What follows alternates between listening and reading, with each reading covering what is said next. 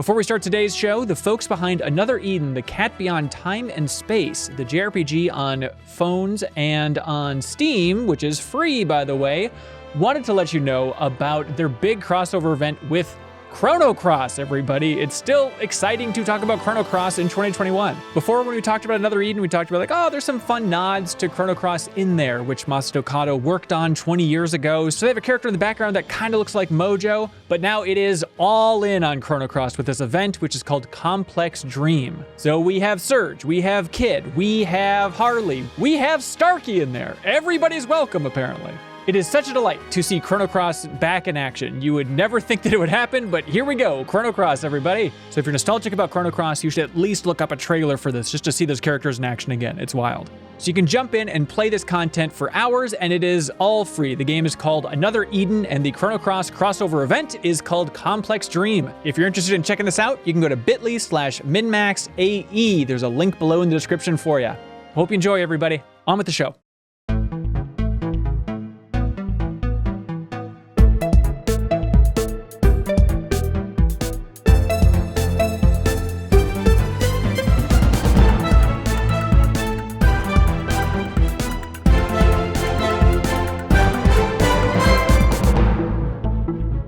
Everybody, and welcome to a big episode of the MinnMax Show podcast, a place about games, friends, and getting better. I'm Ben Hansen, joined by the full crew: Leo Vader, woo, Kyle Hilliard, whoa, Janet Garcia, hey, Sarah Podzorski, wow, and Jeff Markiafava. I'm ready for some flawless podcasting. Here we go, everybody. It's so nice to have you all here. I'm very much looking forward to this. This is the MinnMax Awards, everybody. We are running through categories on this very special episode of the podcast. If you're watching this on YouTube, thank you for being here. You can subscribe to the podcast version for free on your favorite podcast app. Just look for the MinnMax Show, because this might be a long one, everybody. So buckle up, because we got a lot of things to get through, a lot of categories to get through. Then, just a heads up, in case you're curious, we're doing our big Game of the Year debates for the next 2 episodes of the podcast after this one. So this one is just all about these special categories that we've whittled down over time to be the finest in the land. We'll all be throwing things on there and then debating it, and then only 2 win. One with the maximum honors, one with the minimum honors. So that's what's going on here. Now, Leo, we have some categories here. Would you agree? That's fair to say. And we've never met, is that right?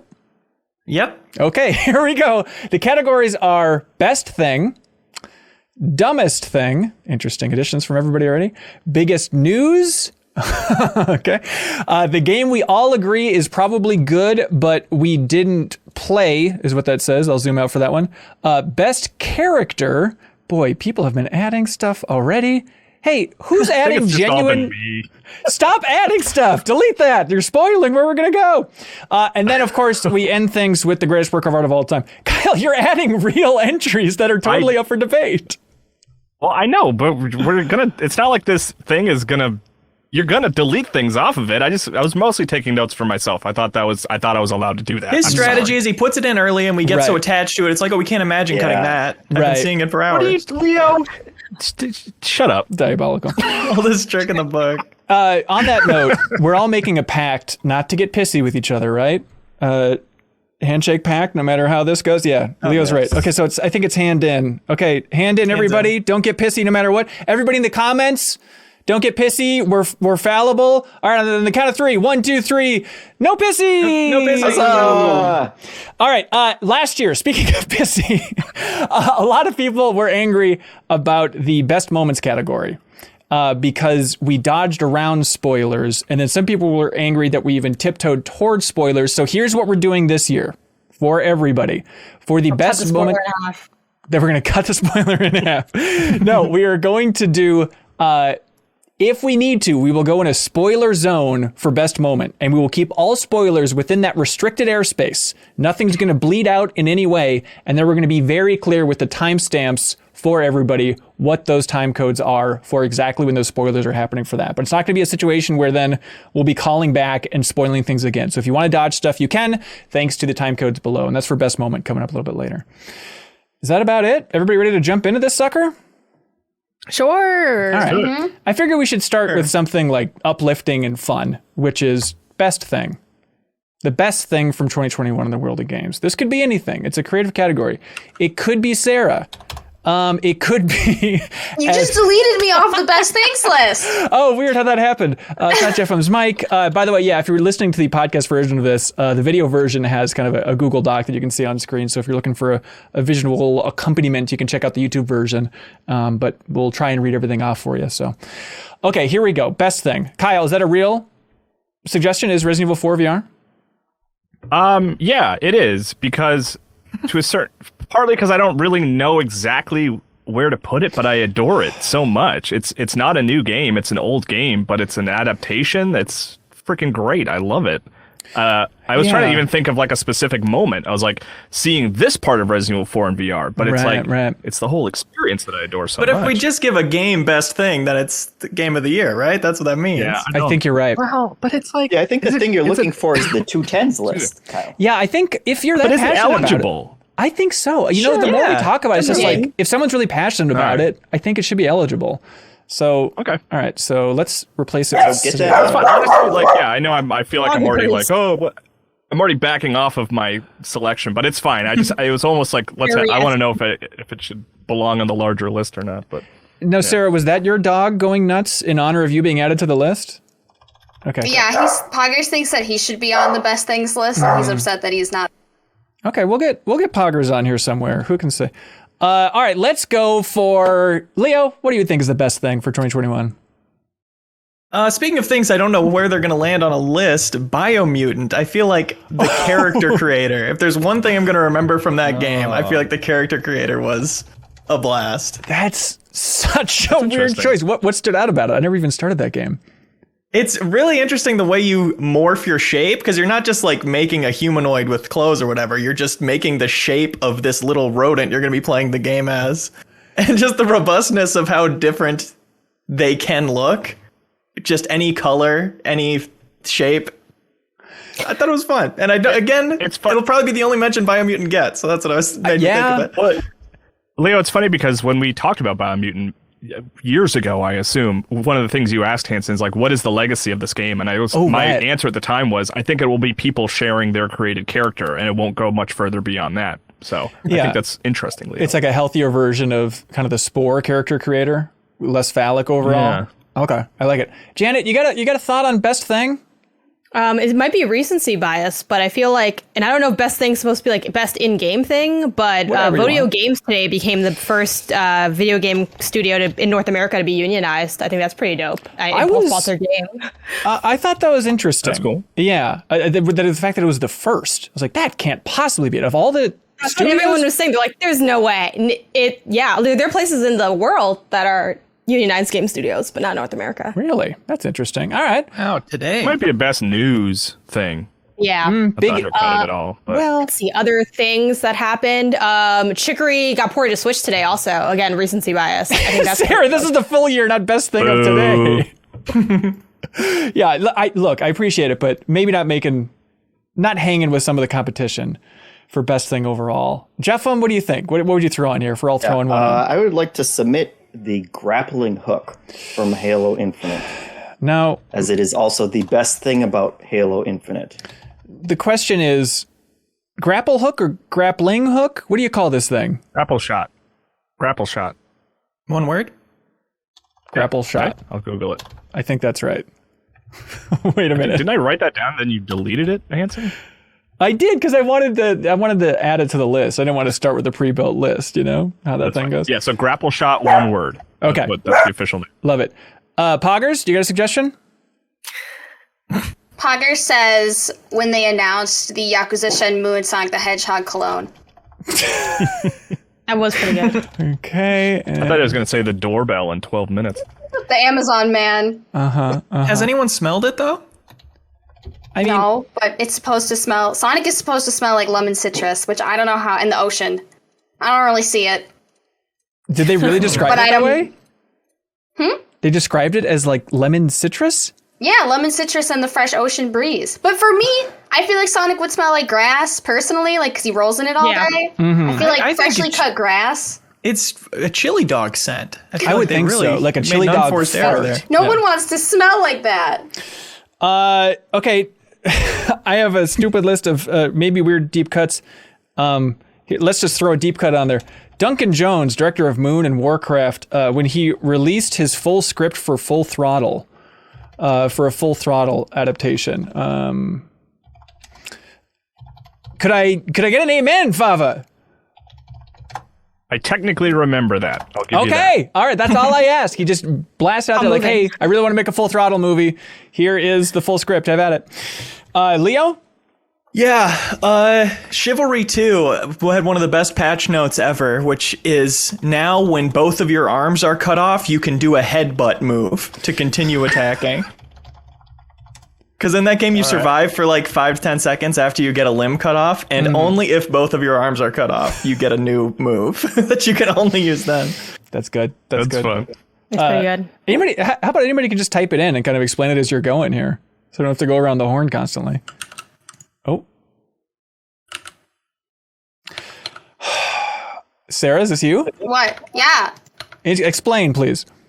All the Squid Games that popped up on Roblox. And it became a little mini phenomenon. And then Netflix said, okay, we'll stop taking them down legally. Right, Those can stay. Yeah. Now, you and Leo streamed it. I think it was you two, right? Were they actually fun? Okay. Yeah. I mean, it's called Squid Games, so it was interesting. Yeah. Made by children. What do you expect? All right. That's solid. As with most things in Roblox, I was staggered by the production value of it. I thought it was very cool. And there are a bunch of different versions with different, things, strengths. But for me, it's hard just because I also discovered Roblox Outlaster this same year, which I think is a much stronger, similar thing within Roblox. Right. I'm going to throw it on. The Dimension system in Fantasian, which some of you might be saying, that is pure nonsense. This is the game from the creator of Final Fantasy, Sakaguchi, that Apple Arcade exclusive, where in it, it's random battles, which can be very annoying in JRPGs, right? But the whole idea with this one is you can turn on this dimension system so it saves up all of your random battles. So it just like gets added to this stockpile, and then you can choose to pop that and go through all those battles whenever you want. So you could run through an entire dungeon and it just is like blink, blink, blink, like queuing up all these battles, and then you can just grind the night away whenever you want to pop that, so you're not constantly being annoyed. It's like the fact that it's the year 2021 and it's the first time that a really elegant solution to random battles and JRPGs have come up. It's like, oh, this is the perfect way to go. So subtle nod to Fantasian, everybody. Sarah, did you add something, or is that Janet? That was not me. It could have been anyone though, but it was me. Have Your Own Paradise. I mean, we were like, where's the content? And Brewster, and now all the Animal Crossing stuff. Like, it did have a little bit of a gray cloud of, there's no more. But I feel like the fact that we got anything was really shocking. And I don't think anyone was expecting it to be as robust of an update as it was. Yeah. Would you, not to tip our hands, but would either of you or anybody here consider that for the top 10 games of the year list? It's on mine. Okay. I mean, should we just save it for that? Oh my God. You're just removing things from the list to put on other lists. I wouldn't put it on top because it's not a new game. It's not even an ongoing game properly. It's not like Fortnite, other like Final Fantasy. Like, those are true ongoing games. Animal Crossing is just a game from last year that got a really nice update. Right. Okay. All right. Yeah. This is probably the best spot for it. As someone who does not enjoy or play Animal Crossing, I really like that just because of the sort of like explosion that happened when they announced it. Like almost more related to the announcement than the actual content of it. Yeah. It's like everyone was like, "Oh my God, there's so much here." This feels like a new game, and that was fun to sort of witness everyone sort of lose their mind over. Yeah, I love it. Jeff, you want to throw one on, dude? Is it the sound of babies crying? That's you guys can hear that. Oh, big time! Oh, big time! He's freaking out right now. Yeah. Oh, good. We all agreed not to be upset, but everyone else on the background of our videos, poggers, children, they didn't sign that contract. That's true. Here's one for best thing. Very specific thing, believe it or not, the signs in Death's Door, because it can do that thing where it's like Ocarina of Time, where you can slice a sign with your sword and then it slices the sign. But the beautiful thing then is you read the sign after and the text box is slashed and sliced and chopped up the exact same way that the real sign is.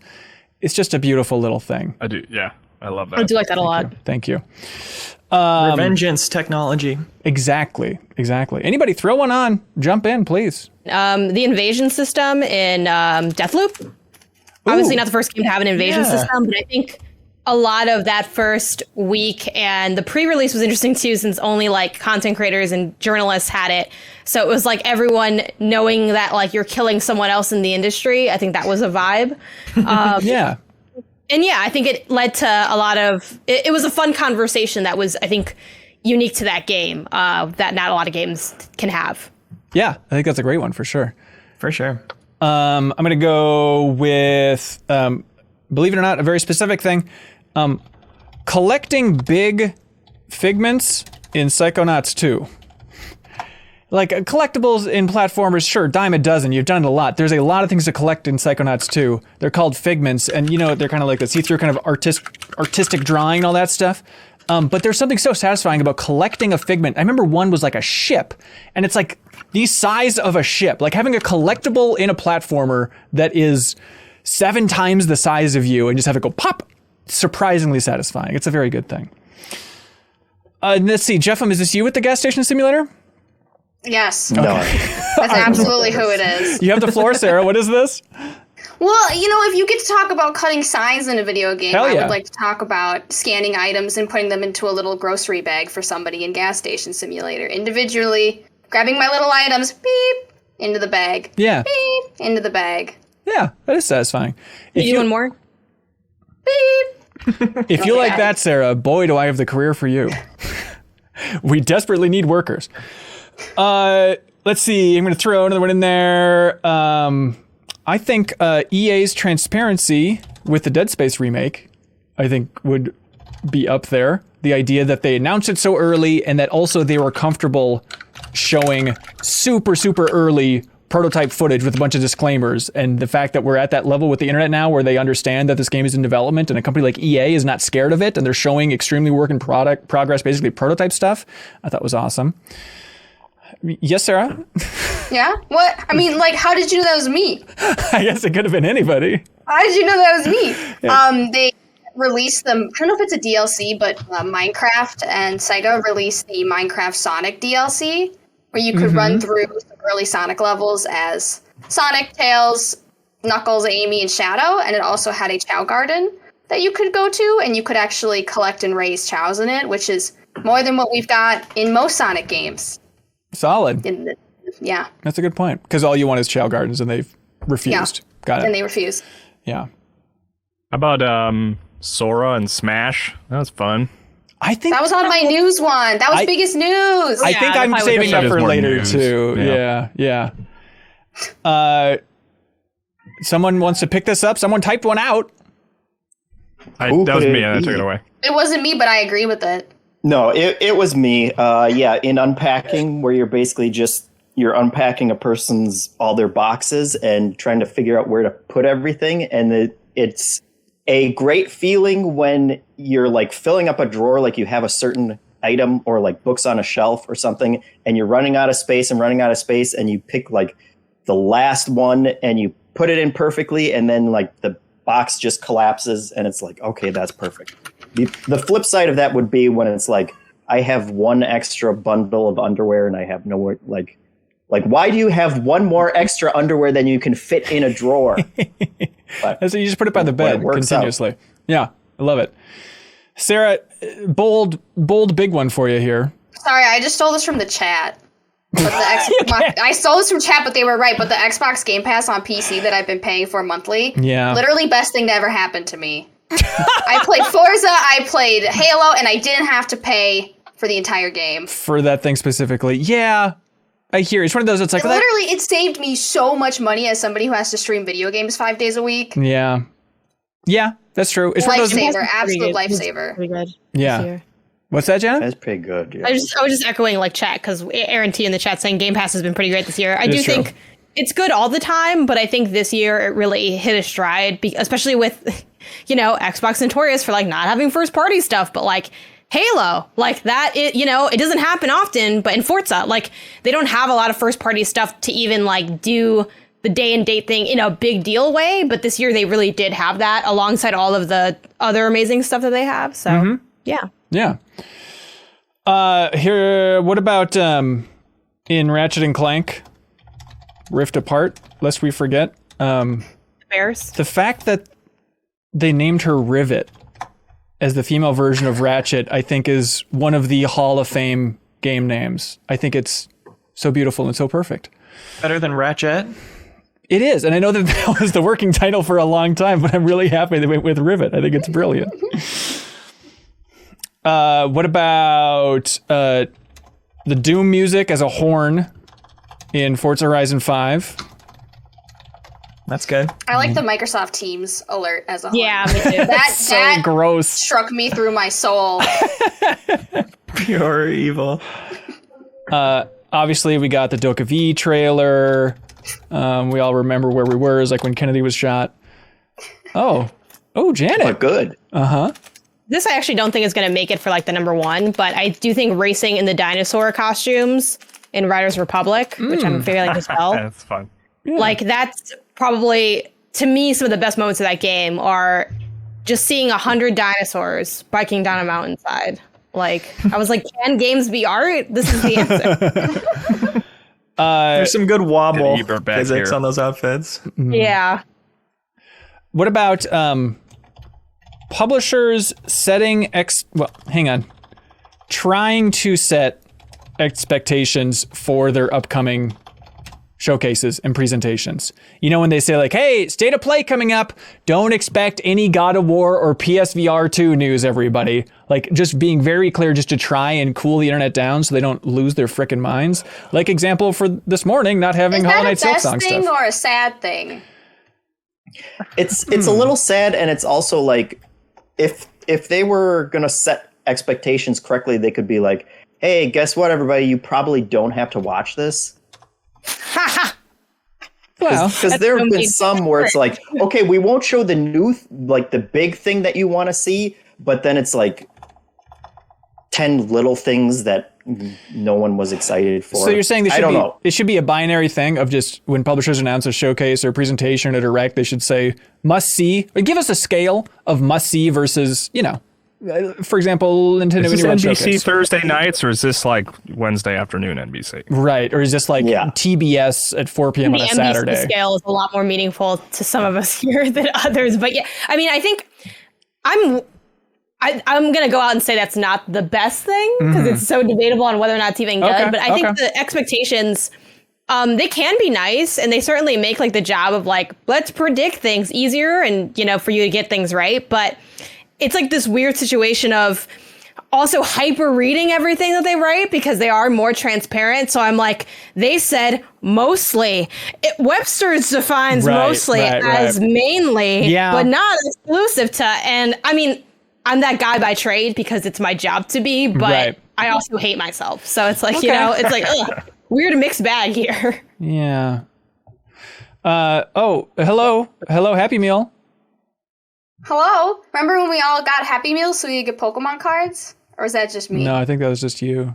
But that made me feel like a kid again. Like getting my McDonald's Happy Meal toy, trying to see what Pokemon cards I was going to get out of it. I didn't get any good ones, but it was fun for a little bit. Okay. All right. I like it. And then /Pokemon Oreos. Yeah. That was cool, right? Let's see. I'll throw on there when they released that GoldenEye XBLA version. Remember when that just got leaked out there? Like, hey, you can just play this version of GoldenEye that wasn't officially signed off for release, but here it is, everybody. Have at it if you want to put a build on a 360. I thought that was fun. I thought that was a neat thing that happened this year. I like the rot hats in Kenna, Bridge of Spirits. Small detail, but really went a long way. I liked calling your parents for tips in Chicory. I loved that. Which is nice because the way it works, Kyle. Have you started Chicory yet, by the way, Kyle? Yeah. Oh, good. Yeah, good. I called the parent. Good. Yeah. So the idea is your mom picks up and will give you a hint. And then your dad is always slowly encroaching, like, just give me the phone, I'll tell you exactly what to do. And so like that's like your next level of hint if you want it, is the dad just give me that phone, I'll tell you. It's a very fun way to have a 2-layer hint system. Any other suggestions for best thing this year?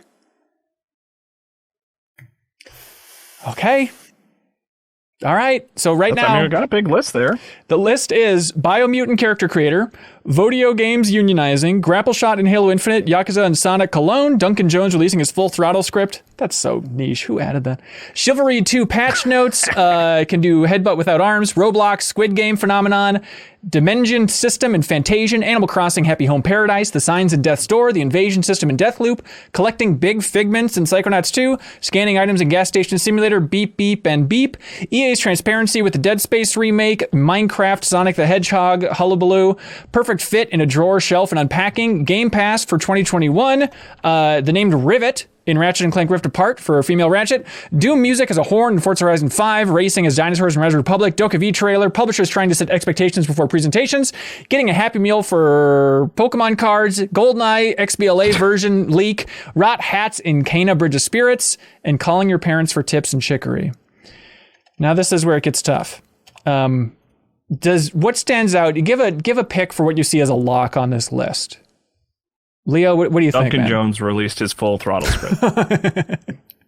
Look, I'm with you. Actually, my real one is Animal Crossing. Really? Just that update overall?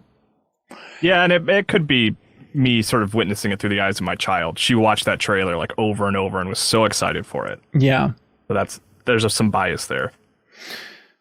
Yeah, I hear you. There's a part of me that's like, I think we talked about it on the podcast, but it's just kind of Animal Crossing getting back to where they were in New Leaf, right? By and large, like how triumphant is it really? Sure.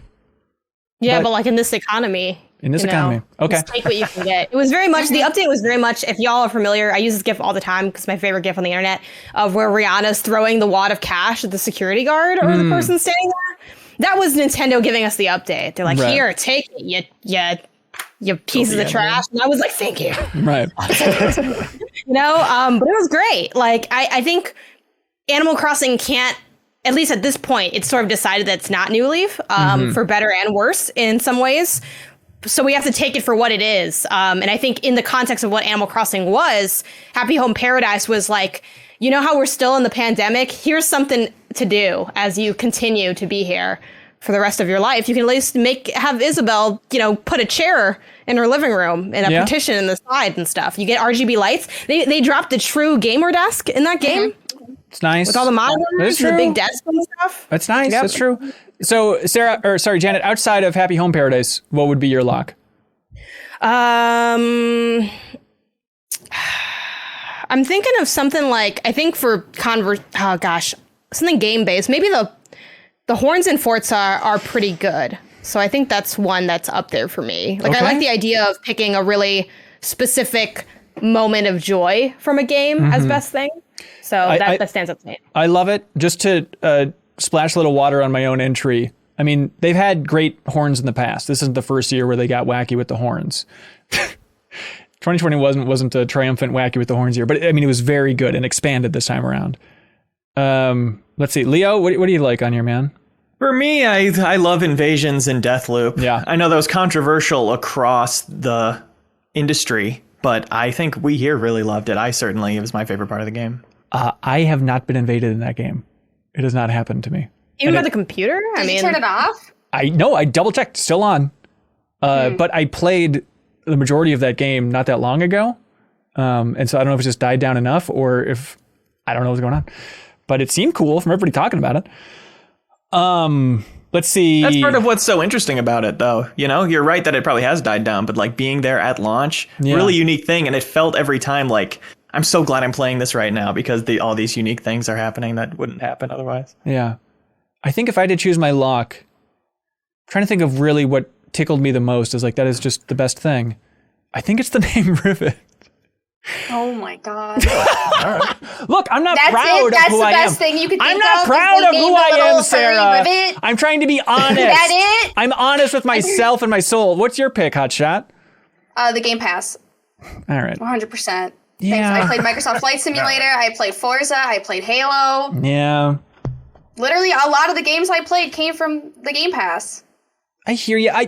Look, what about when you buy a game like on Switch and then realize that it was on Game Pass already and you wasted your money? I don't think that's ever happened to me.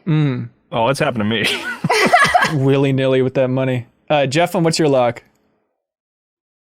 I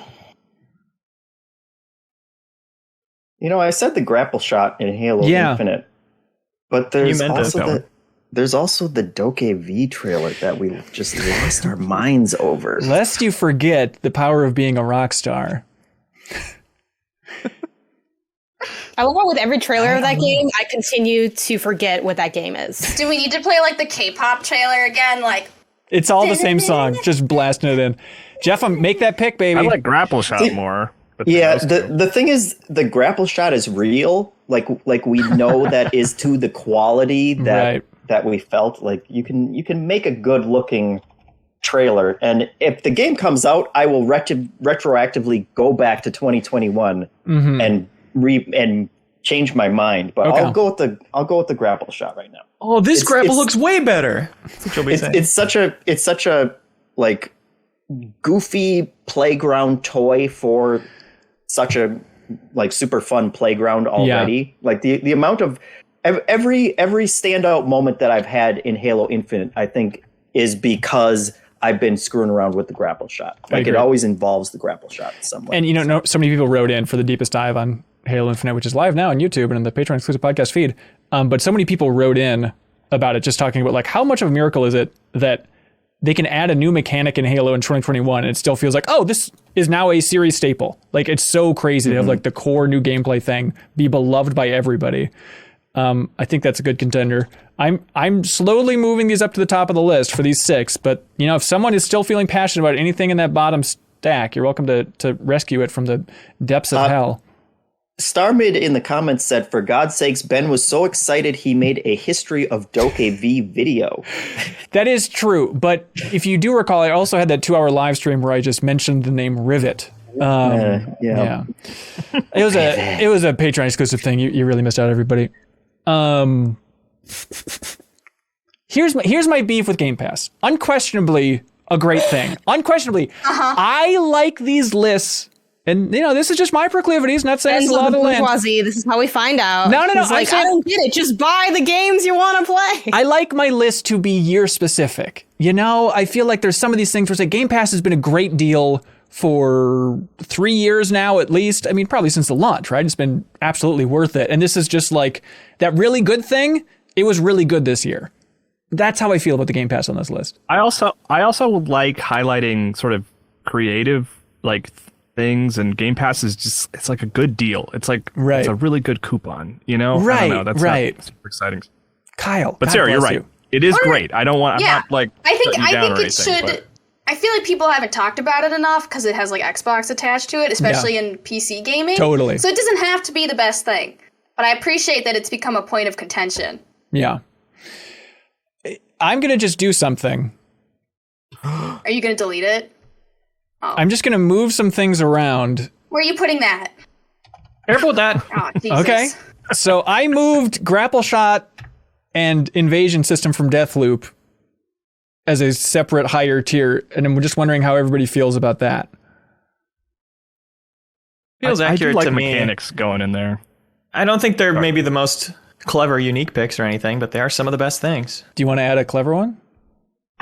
I don't know. I like Chivalry 2 headbutting, and I like the Forza Horizon Microsoft Teams horn more than Doom Music horn. Okay, yeah, we can just change that to horns in Forza Horizon. Teams. But I think since they're not new, I'm against the horns now.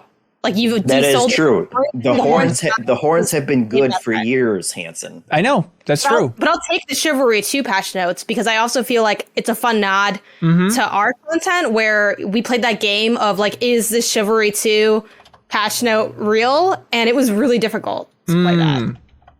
That's right. Because they were all ridiculous. That's true. That's true.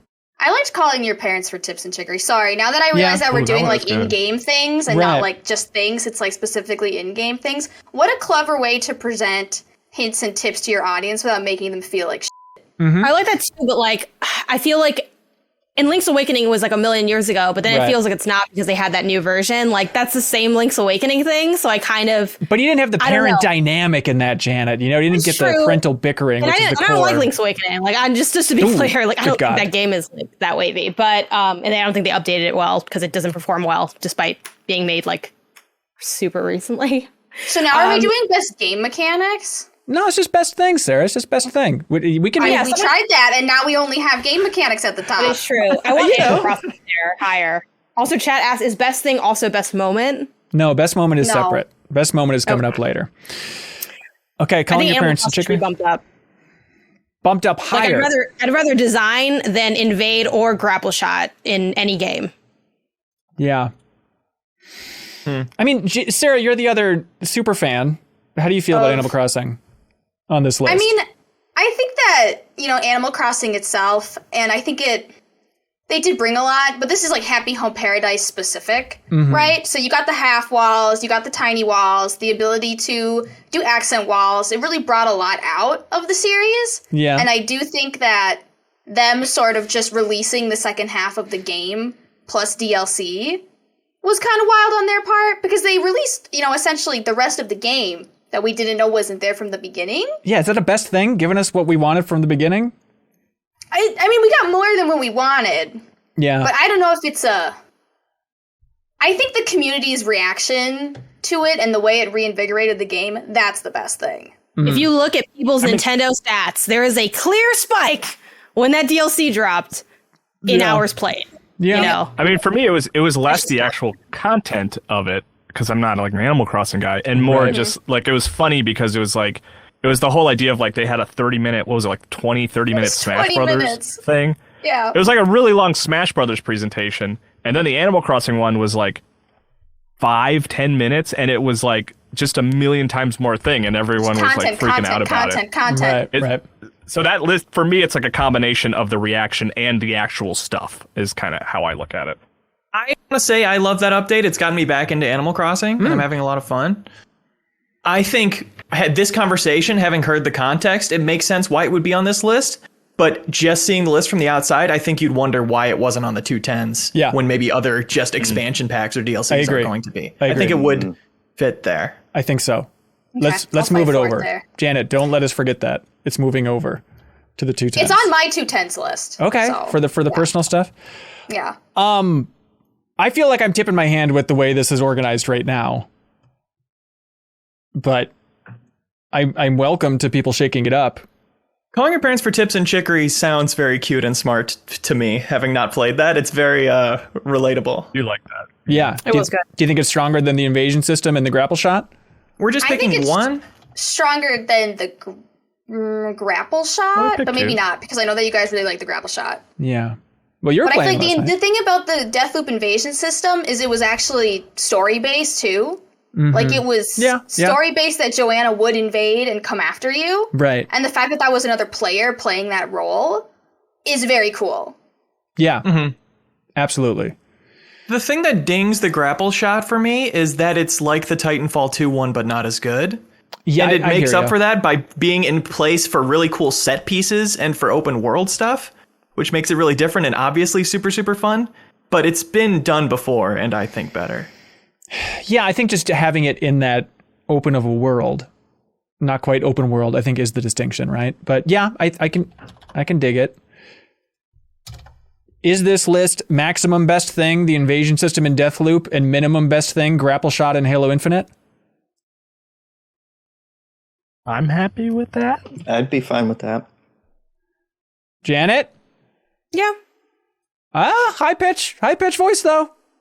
That can just happen. It's just science. I don't make the rules. I put invasion system on there. Like, that was me. All right. That was Janet's already on the board. She's got one on the board. That's right. Everybody's got a chalkboard behind him for audio listeners for the points that they get on the board. All right. Congratulations to the invasion system in Deathloop as the maximum best thing for 2021. My God. Better than the concept of parents. All right. And I now- also added at the end Leo Vader's YouTube channel, specifically the Stuart Little video. I threw that on there for best thing. Not really video game related. But, Yeah, Kyle, please. Thanks, man. But save save it it for for the greatest work of art. Save of all it for time. best art. Yeah. best art. Leo, I already tried to get you on the greatest work of art, I think last year, didn't I? For the Yeah. Yeah, I was too proud then, but we'll have that conversation now. All right. Dumbest thing. Let's just get rid of these pre-typed ones. No, those were those were good. They're I so think dumb. sharing edit privileges on Google Docs is a pretty good. It's solid. It's pretty good solid. meta one. All right, I'll kick this off. I'll take one out of your mouth, Leo, just in case you forgot it with your mouth. Dumbest thing for 2021: Duncan Jones released his full throttle script. All right, who's the comedian? Get out of here! I don't know. It's funny because I actually do think that's really fun. I just didn't engage with it at all. Is why I keep. Someone is typing horrifying things. Who added that? Actually, so You can here's just the say that thing. in general. Who did that? Okay. Who put that there? I feel like yourself. this is. Well, now we're getting into spoiler territory. You don't again. need That's to. the You thing. don't need That's to. the It can just be problem. as simple as this. It can just be as simple as this. I don't think that's what's dumb about it, though. Is the thing. Like it's just. I think. Like, I don't know. You need to say something what dragon, you're. Something dragon. We don't know what we're talking about. Okay? Well, the audio Like- listeners have no idea what you're talking about, Janet. Like if I feel like if I say it, it becomes a spoiler. No. For like. No. This is inherently a spoiler for that game. No, where that just keep it ambiguous. Keep it ambiguous. There is no. Yeah, just don't say the game. I know what you're talking about. Yeah. Yeah. Like. Because we haven't said we haven't said the entry. Is that what you're saying, Hanson? Yes. Yeah, the entry that Janet put in was incest as a plot point. That wasn't Janet. That was me. Oh, I'm sorry. interesting. Okay. I I didn't agree. see who was. I didn't see who was typing. Yeah. So just And dumbest. that was also one I didn't even think about it, but it absolutely hit me over the head when I was playing that game, Right. and I'm still confounded by it. That also wasn't even the worst part of that game. That's my thing. Yeah, Like, okay, I feel like okay. there's like I was like, this game is bad. Like hours before that, like when I got Sure. there, I was because the thing is like those kind of storylines have been told in all of the eons of history. It's like one of the oldest plot points in literature and in text. Yeah, I've seen Leo's book collection. Yeah, but like it's been that kind of thing has been done in like Greek literature well. Right, This right. just wasn't done well. Like the problem Sure. isn't the plot point. Like Right. like a lot of people were like, "Oh, that's why everyone hates it cuz like y'all can't handle stuff getting real." I'm like, "No, it's just not well done." Yeah. Like I just think it was badly done. We all Every agree. story thinks they're really clever and subversive for doing it. Right, yeah, right. like I mean, I think putting that on there is fair though. There was a lot wrong. Sure. I think that was like maybe the pinnacle Yeah. of when we're like, y'all are really just piling on Yeah. All right. There we go. situation. I think for list of dumbest things, Hitman 3 server disconnects during single player. Yeah. If you remember the start of the year, Yeah. I felt lost like some- the I lost some transfer feet off that. process. transfer. The process of like importing your Hitman 1 to Hitman 2 and then going to the website to manually enter all your information to like press a button and wait 10 minutes to have your file ready in Hitman 3. Yeah. Very clunky, stupid process. Yeah, same with the Final Fantasy VII remake thing for the upgrade for Integrate that also sucked. Dumbest thing, people are just nominating bad games at this point, it looks like. Ooh, Ballin was also on my list. Ballin Wonderworld. I mean, we Yeah. can get specific. I played like the first hour. Okay, so Balan Wonderworld in general. Cutscenes of Balan Underworld, the pre-rendered cutscenes of Balan Wonderworld. There you go. Okay, love it. Director's cuts. Who is putting Oh, all yeah, of these that is hard-hitting true. things in here? Who is the rough brave though. soul among us calling out the video game industry? It's rough because director's cuts, like, I think they can create the work itself can be good. Like, it's not like the Ghost DLC was bad, but I think the concept of, I got one for dumbest thing. Yeah. The PlayStation upgrade system. Yes. That's Yeah. specific because it's like you can do your direct like what, but like the PS5 version madness $10 if you saw Herman Holst once, like, but 20 if you don't know who Herman Holst is. Like, I don't know what this is. Well, it was specifically, I was like the $80. So if you bought Forbidden West on PS4, you can only upgrade to PS5 if you bought the $80 special edition. And then they're like, oh, what's that? Oh, people don't like that? Okay, never mind. Like, I feel like this year was a lot of Sony just being like, oh, never mind then. A bunch of wild stuff with like Final Fantasy VII, you can get Integrate if you actually bought the game. But if you got the game through PS Plus, guess what? It doesn't count because you didn't actually buy it. You broke ass or something. I don't know what that was. Right. I make feels like it's the same game. Then don't give me the free game then if you didn't want me to have it. Yeah. It doesn't make any sense. I don't know if it's a separate thing, but also like for director's cuts for Death Stranding, which maybe we're started talking about specifically, I had to download Death Stranding PS4 and then upload the save from that game and delete the PS4 version and then download the PS5 version. It was like, it took forever. Same, yes. Like, I don't know if it's just all wrapped up in that, you know? So is also, that... Yes, Lou? maybe further out, maybe not quite under this umbrella, but playing It Takes Two, I have a PS5 controller and a PS4 controller, and we have to play the PS4 version of that game to use both those controllers. Oh, weird. That's weird. Okay. So director cuts, did you write that, Jeff? No. Oh, so is that just the upgrade path, or is just the concept of director's cuts being big for Sony this year? I wrote that, and it was just the excuse of calling something a director's cut just to re-release it onto PS5. Right. Was the thought behind it? I hear you, yeah. But there seems to be a lot more there that I didn't know about. But I especially think that I think the upgrade process and cost is dumber than the concept of a director's cut. But I think the director's cut concept is especially dumb in the sense that literally Kojima's like, I don't consider this to be a director's cut. Right. Also, I hate when people... I feel like games, this happens a lot because games are so young compared to other mediums, but it's like, let's use something from film and try to make it games. But we're taking out the entire meaning. The point of a director's cut is it's stuff that you cut out of the game. They're not putting in stuff maybe in some cases, because I'm sure some DLC has like, we want to explore this and we didn't have time or energy to explore it. But I feel like it actually feeds into the stereotype that some gamers have for like extra content, that this is just stuff they took out and then waited and then resold back to me later. And I feel like that feeds into misconceptions of development that the developers themselves have said does not define what they're making. So it's just, it's dumb. I added on that front of taking things from another medium, Ubisoft really trying to lean into their billing this year of calling things Ubisoft originals, where it's Far Cry 6, a Ubisoft original, or Tom Clancy's Siege update, Ubisoft original, like just trying to slap that on because Netflix does it and premium shows do it. It's absurd. Okay, we got to explain these as we're typing them out. Who has the next one? It's Sarah, I'd imagine. The NFTs? That's me. No. I'm the Final Fantasy 14 queue times. Please. Oh, that is a good one. I did try to log into Final Fantasy 14 at 2 p.m. yesterday, and I didn't get into the game until 6. Bad game. And I just want to play the game. Yeah. Janet, you got Ubisoft NFTs, the big old bits through the court system and all that nonsense.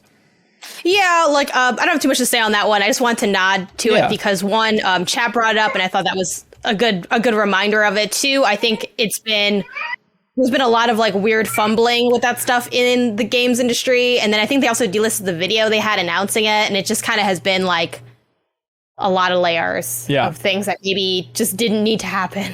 Yeah. People are joking about them waiting till YouTube removed the dislike button to announce that, because it was like behind the scenes 97% dislikes or something. Oh my god. Here's I have kind of a fun one that's not too negative. Get it on there, man. Yeah. The Dreamcast being like a playable character in Super Monkey Ball. That's pretty dumb. It is dumb. Like it's a fun delightful. It is. Honestly, and the Game Gear. You're right. I think we can put that on there. It's dumb, but not everything dumb needs to be bad, you know? Let's see. What about, this is a very specific thing, but I was tickled pink by this news story. This was back in April. They made a big deal about the fact that in April, they finally added a search bar for Google Stadia. The company all about search, and it wasn't until April this year they said, come on down, everybody, come search. Good. Okay, search added to Stadia in April. Gifting added to Epic Game Store. That was Epic was joking that they were going to try to make that a Game Awards announcement. Sarah, I feel like when you type one out, you should say what you're typing. I added Bidoof propaganda from the Pokemon Company. Solid. You already have Pikachu.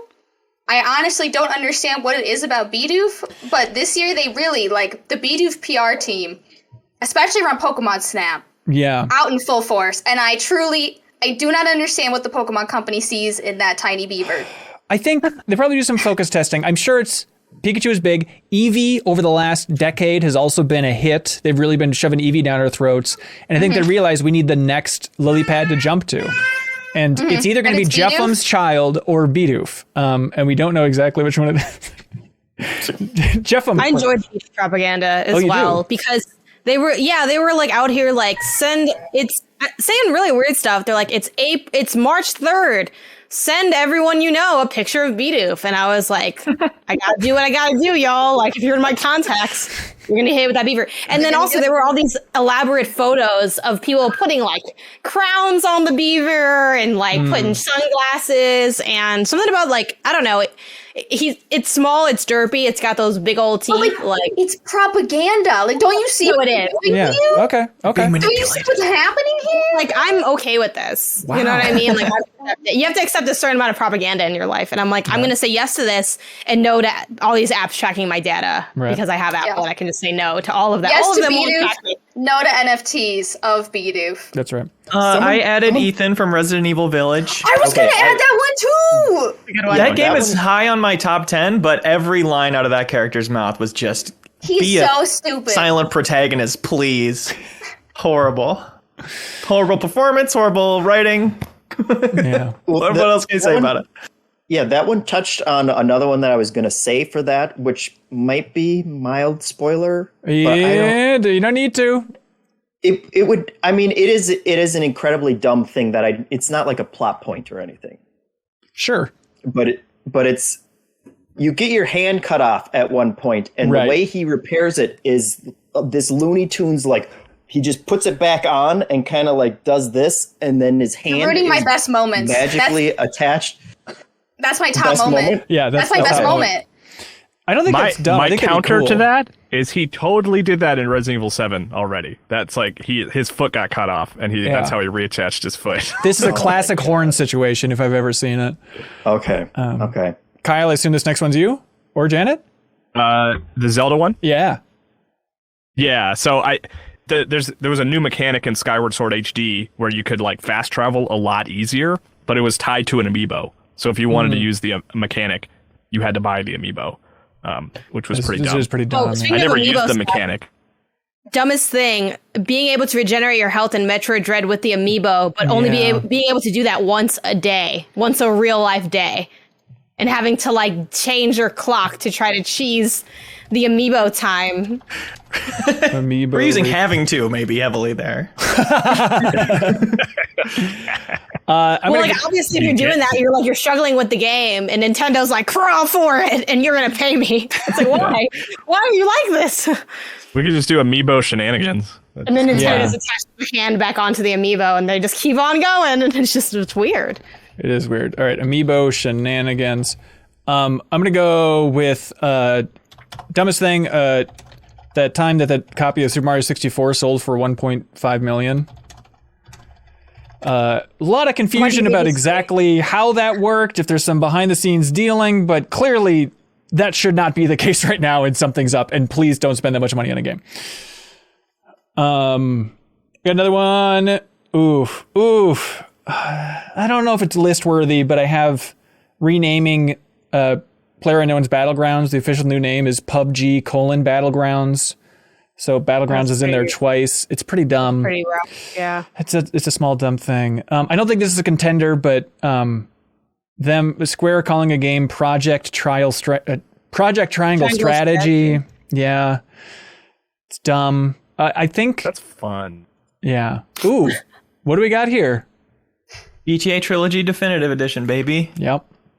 Do you think we could bundle this with just publishers still not learning the lesson of Cyberpunk and releasing games before they're ready, like Battlefield as well? Or do you think this is a singular long-term issue? Yeah. Yeah, not year specific. Okay. I think the thing I like about GTA is like specifically there are elements of the game that were in the original PS2 version that didn't make it into the remastered, which is like really dumb. Like just the simple one is like glass doesn't shatter in San Andreas. definitive edition, but it does on PS2. Right. Which is that's very strange. It's insane. Let's see. Final Fantasy VII Battle Royale. When they announced that, Pretty dumb. It's just a dumb combination of words. Okay, scared of this one. The Blue Box Abandoned. Is that the name of that frickin' game? Kojima Conspiracy. Oh, yeah. Kojima Conspiracies. Yep. That's one of those things that feels like it was 3 years ago. That was totally this year. It never stopped. Here's a good one. Game Builder Garage. The fact that you couldn't search for games to play in there. You could send a direct code for the game you made in this to a friend, but there was no library or way to navigate the library of what other people have made, which is insane. Yeah, I feel like Nintendo could take home the dumbest thing with a feature like that every year. Yep. So you're saying it's universal? Yeah.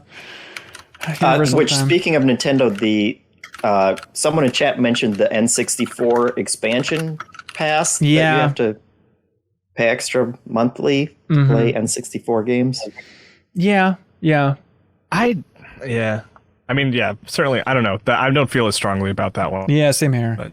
But I understand why people do. Yep. All right. Who typed? You type, you talk. That's the rule. Oh, sorry. I typed in the no music in Life is Strange 2 colors if you're a streamer. Yeah. I turned off the music because I didn't want to get DMCA'd. Right. And then I had to watch a whole scene of Alex air guitaring with her brother in absolute silence, and all you can hear is their feet It's amazing. silently pattering on the ground. Absolutely. I mean, like, do something. Yes. Do anything but You could have just the ease in which they could use any free music, or lightly commit. Like you could have somebody in the background going, and I would have preferred that over to silence. Absolutely. That I got. Absolutely. I like that a lot. I'm a big fan of that. That is dumb. And I was playing it, and people were like, oh, this is like a lot more touching if the music is there. And I'm like, I'm sorry, legally I can't afford to get sued by the music. So I guess we're just going to sit here in silence. Yeah. I just rolled the dice because I didn't trust them to execute, and I was right to not trust. Smart. I turned the music back on because it was so bad. Yeah, it was really rough. That's very dumb. I'm feeling pretty confident about one here. If you're talking about the dumbest thing from this year, Chris Pratt cast as Mario. Yeah, I mean, it is about as dumb as you can get for the video game industry, right?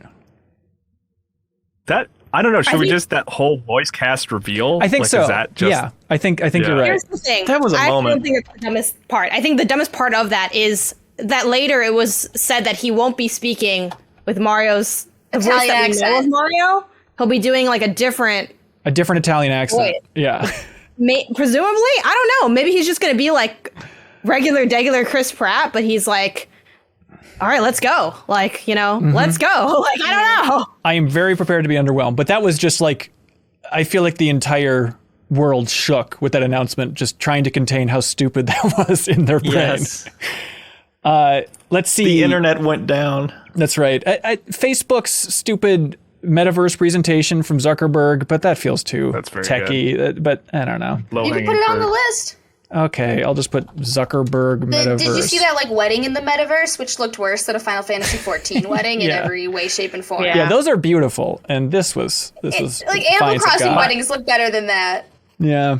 My favorite thing about that story on the New York Times is like everyone shared it and was like, guys, people have been doing this for like 20 years. Right. This is nothing. It's new so It was definitely at giving all. someone needed to freelance this story, but they're like, I think we can do it.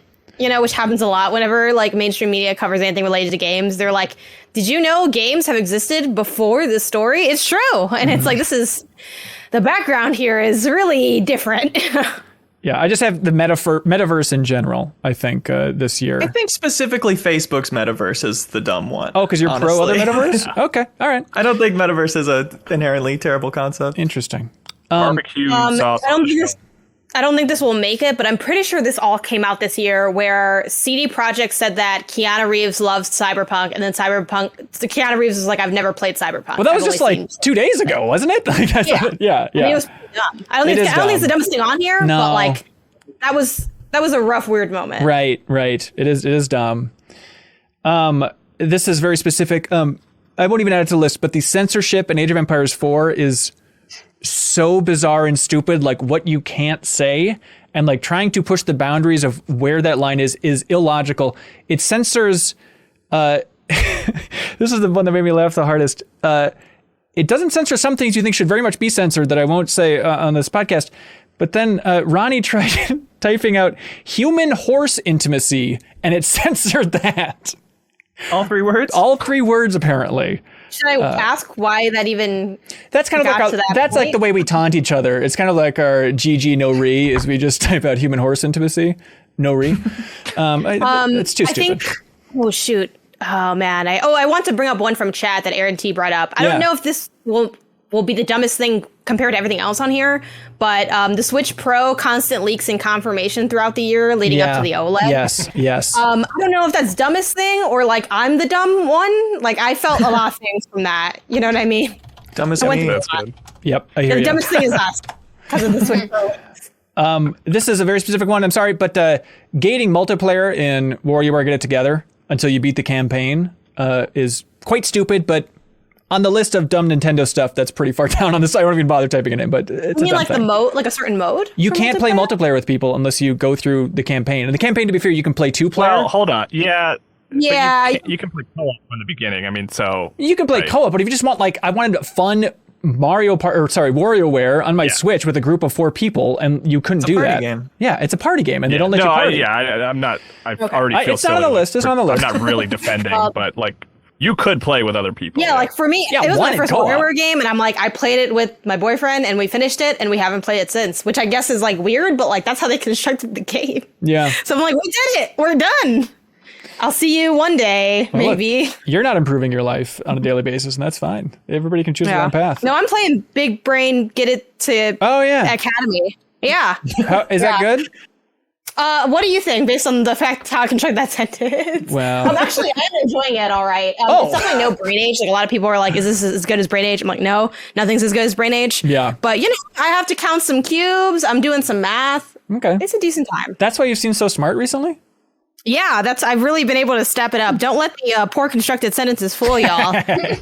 I can battle with the best of them, or whoever's in my apartment willing to play. Hey, speaking of the best of them, you know what I think of when I hear the best of them? I think of one guy, Sam frickin' Fisher. Leo, what'd you think about that announcement that they're remaking Splinter Cell? Great. I wonder if it's a test the market kind of remake like we've been seeing in other franchises. Yeah, I'm curious to see how much they're doing from the ground up, because we watched that entire video they released, and there were no details on the remake other than, please come work for us. The original Splinter Cell is very good. Michael Ironside was in that original one, so like who the hell knows what they're doing? Yeah, congrats. New announcement. You're remaking Splinter Cell. Come do it. Exactly. Is this the list for dumbest thing?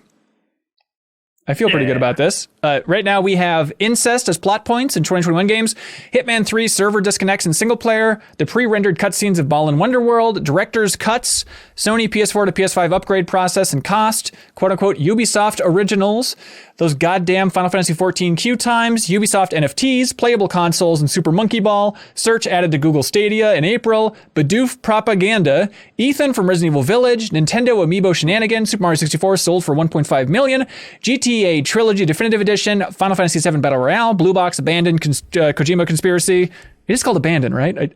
I have abandoned that knowledge in my brain. Game Builder Garage, not having an ability to search through what other people are building in that game. No music in the Life is Strange True Colors if you're a streamer. Chris Pratt as Mario, Zuckerberg Metaverse presentation, and the Switch Pro constant trickle of news. Coming any second now. I would love to see Ubisoft Quartz on here. You would? I think that's a strong contender. And I think, we could expand to NFTs in general or other areas, but I think that's a pretty good focal point of intruding in a game. It is dumb. Stalker 2 had a big NFT thing today, right? Well, Dying Light too. Wasn't it? Oh, was it Dying Light? Oh, I thought it was Stalker. Oh, maybe Stalker as well. I don't know. It is dumb. Yeah, I think based on the reaction, I think no music in Life is Strange and Chris Pratt as Mario are in this near the top of the heap here. Yeah, those are going to be my locks. I don't know if you're going to go around the horn again, but yeah, I mean, anybody else have locks? You want to move up? Abandoned stuff, the Kojima conspiracy stuff. Yeah, it just didn't, and it was the dumbest thing is like, I'm not even going to hold it against people that were believing it and connecting the dots and like, oh, if you check out the URL, the random codes and input that stuff, like I love that type of Kojima stuff.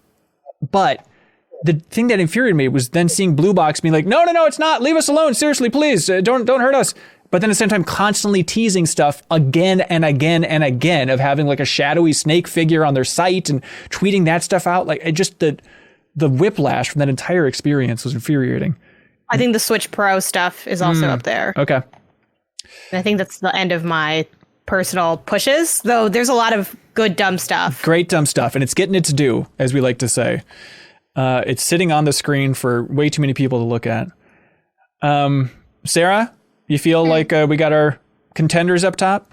Yeah, I think these are good contenders. Okay. People are saying it was Stalker 2. Yeah, maybe it wasn't Dying Light 2. Maybe I disconnected those games in my mind. Well, then it's cool then, and it wouldn't go on this list. Someone added time loops for What? dumbest thing? No, who did that? Interesting. No, I like time. I think... Jeff, everything was cool this year from you? You loved everything? Nothing was dumb? No, I think we got everything on there that... Jeff, what is in your mind is maximum and minimum dumbest thing? The no music and the Ubisoft NFTs. I'm not sure about the order, but those are the ones that seem the most egregious for me. I mean, there have been other games where it strips the music out, right? But has there? I would certainly imagine. Yeah, I think it's just the fact that it sounds like, I haven't played it, but it sounds like music was core to this scene. It was a big part of it. It is a dumb scene, no doubt. And am I remembering it's explicitly a streamer mode you turn on? Or is it a different game? Yeah, they're like, warning, you have left streamer mode, and if you get sued for using music, it's not our fault. Like, or they like strip it of every music they don't completely own, which is all of the music. Right. Yeah. And a significant part of that game is in a vinyl shop, yeah. We're far enough into like this dilemma of what streamers do and how to use licensed music that it feels like you should have been able to come up with a solution to that. But what is the solution? I don't know what the solution is. If you want to play this cover some of other music Creep or that you whatever. have the rights to that people can stream. Square Enix music, anything. There's got to be something in there. Final Fantasy VII rock and roll jam. Oh. There was a lot I'm of listening. There was a lot of like Alex's thing about how she controls her emotions is like listening to music. So she'll like put headphones on or like sit in front of a record player. Right. And in that moment, like you're supposed to be feeling something. You're supposed to be connecting with the game. And it's just silence. Yeah. I also think silence. The way you described it that really locked in for me was the fact that shoe sound effects. You could hear their footsteps. It is uncomfortable. Because that's like a genre on... Yeah. Yeah. That's like a genre on YouTube where people remove the music from music videos and add in their own sound effects, and it's hilarious. It's the funniest thing. Funniest thing in the world. Yeah. Yeah. I could not sleep if the Mario voice cast thing is not on this list for dumbest. Either maximum or minimum. I like that. I feel like that hasn't I like that more than had NFTs. to be as dumb as it can be, though. I feel like until we see the performance, it's not dumb enough. I disagree.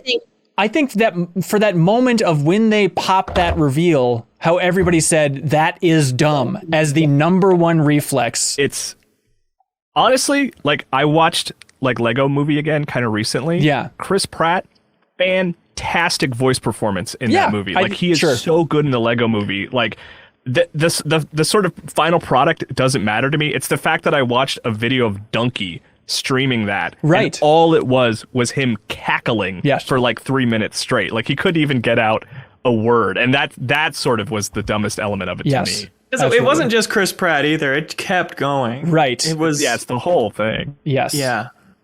But I think the rest of the casting doesn't really strike me as odd, personally. I think the Chris Pratt one is weird. I think for me, my dumbest things are Blue Box and the Switch Pro, because the Blue Box thing, and I do think the Life is Strange thing is dumb, but I feel like it's too... since it has like happened before and is an ongoing problem with like the issue of like licensing, I don't think it's the dumbest thing from the year, though it was very dumb. I think the Blue Box thing is like dumb because it's so avoidable and it kept going. And as someone that like regularly does games daily, almost every time I was on, we had some type of weird nugget of like something, and I hated it. It was so idiotic, but it kept coming up, and it's like, well, obviously our job is to talk about what's happening. So it's like, we can skip some stuff, but like, I mean, this is something people care to know about. And then they had like the download the game to watch the trailer, but then they posted on Twitter. Like that whole marketing thing is probably one of the dumbest things I feel like I've ever experienced in my lifetime. Yes. So I feel like that has to be up there. And then the Switch Pro thing, I think just the way that, to me, maybe this one wouldn't be dumb because it is just like rumors that didn't pan out. But I think the way that the conversations happened and the way that people kept convincing themselves that it's gonna happen again, and even with the OLED, and even if it does happen, I think that whole thing was just like insanity. So that's why those two are my highest personally. Yeah.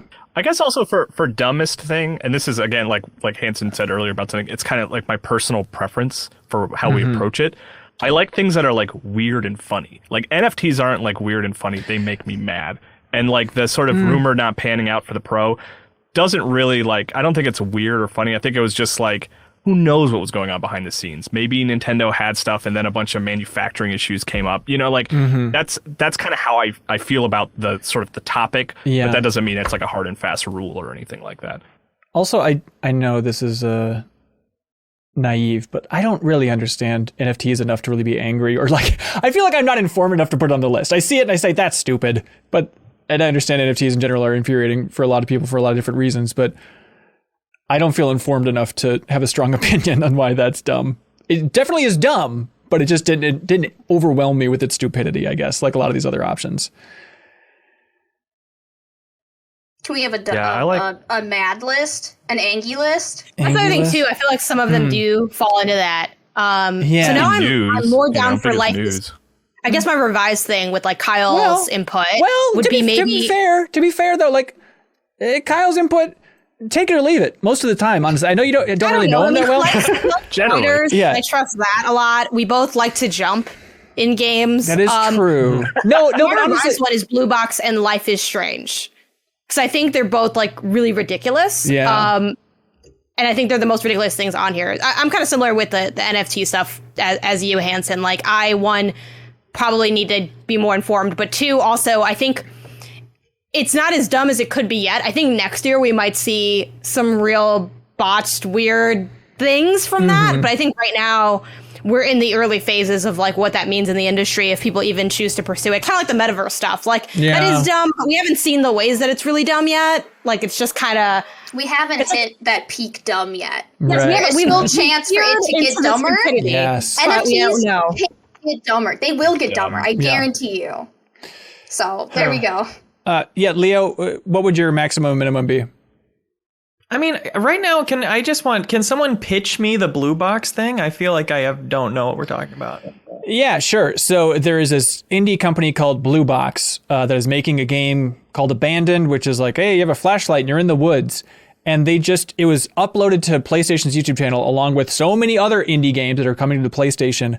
But the community grabbed onto it about halfway through the year or something and started connecting all these dots thinking that this was secretly Silent Hills. It wasn't a presentation. It wasn't just uploaded to YouTube. Oh, is that right? It wasn't one of their, yes. Oh, okay. I guess I remember that part. Yeah, I'm pretty sure. People thought that it was Silent Hills and it was Kojima and they were going to announce this, the new Kojima Productions game. And then a lot of people went down this rabbit hole of connecting all these ideas for why it's like, oh, Blue Box, that signifies this from Kojima's history. And I forget a lot of the silly details when it's down to like timing out the trailer and this and this and this. Just kind of remember the fun rabbit hole when Phantom Pain was being announced and it was like, oh, this is a game called Phantom Pain with Joaquin Mogrim. It was like the community was trying to force that type of fun, cheeky thing happening again.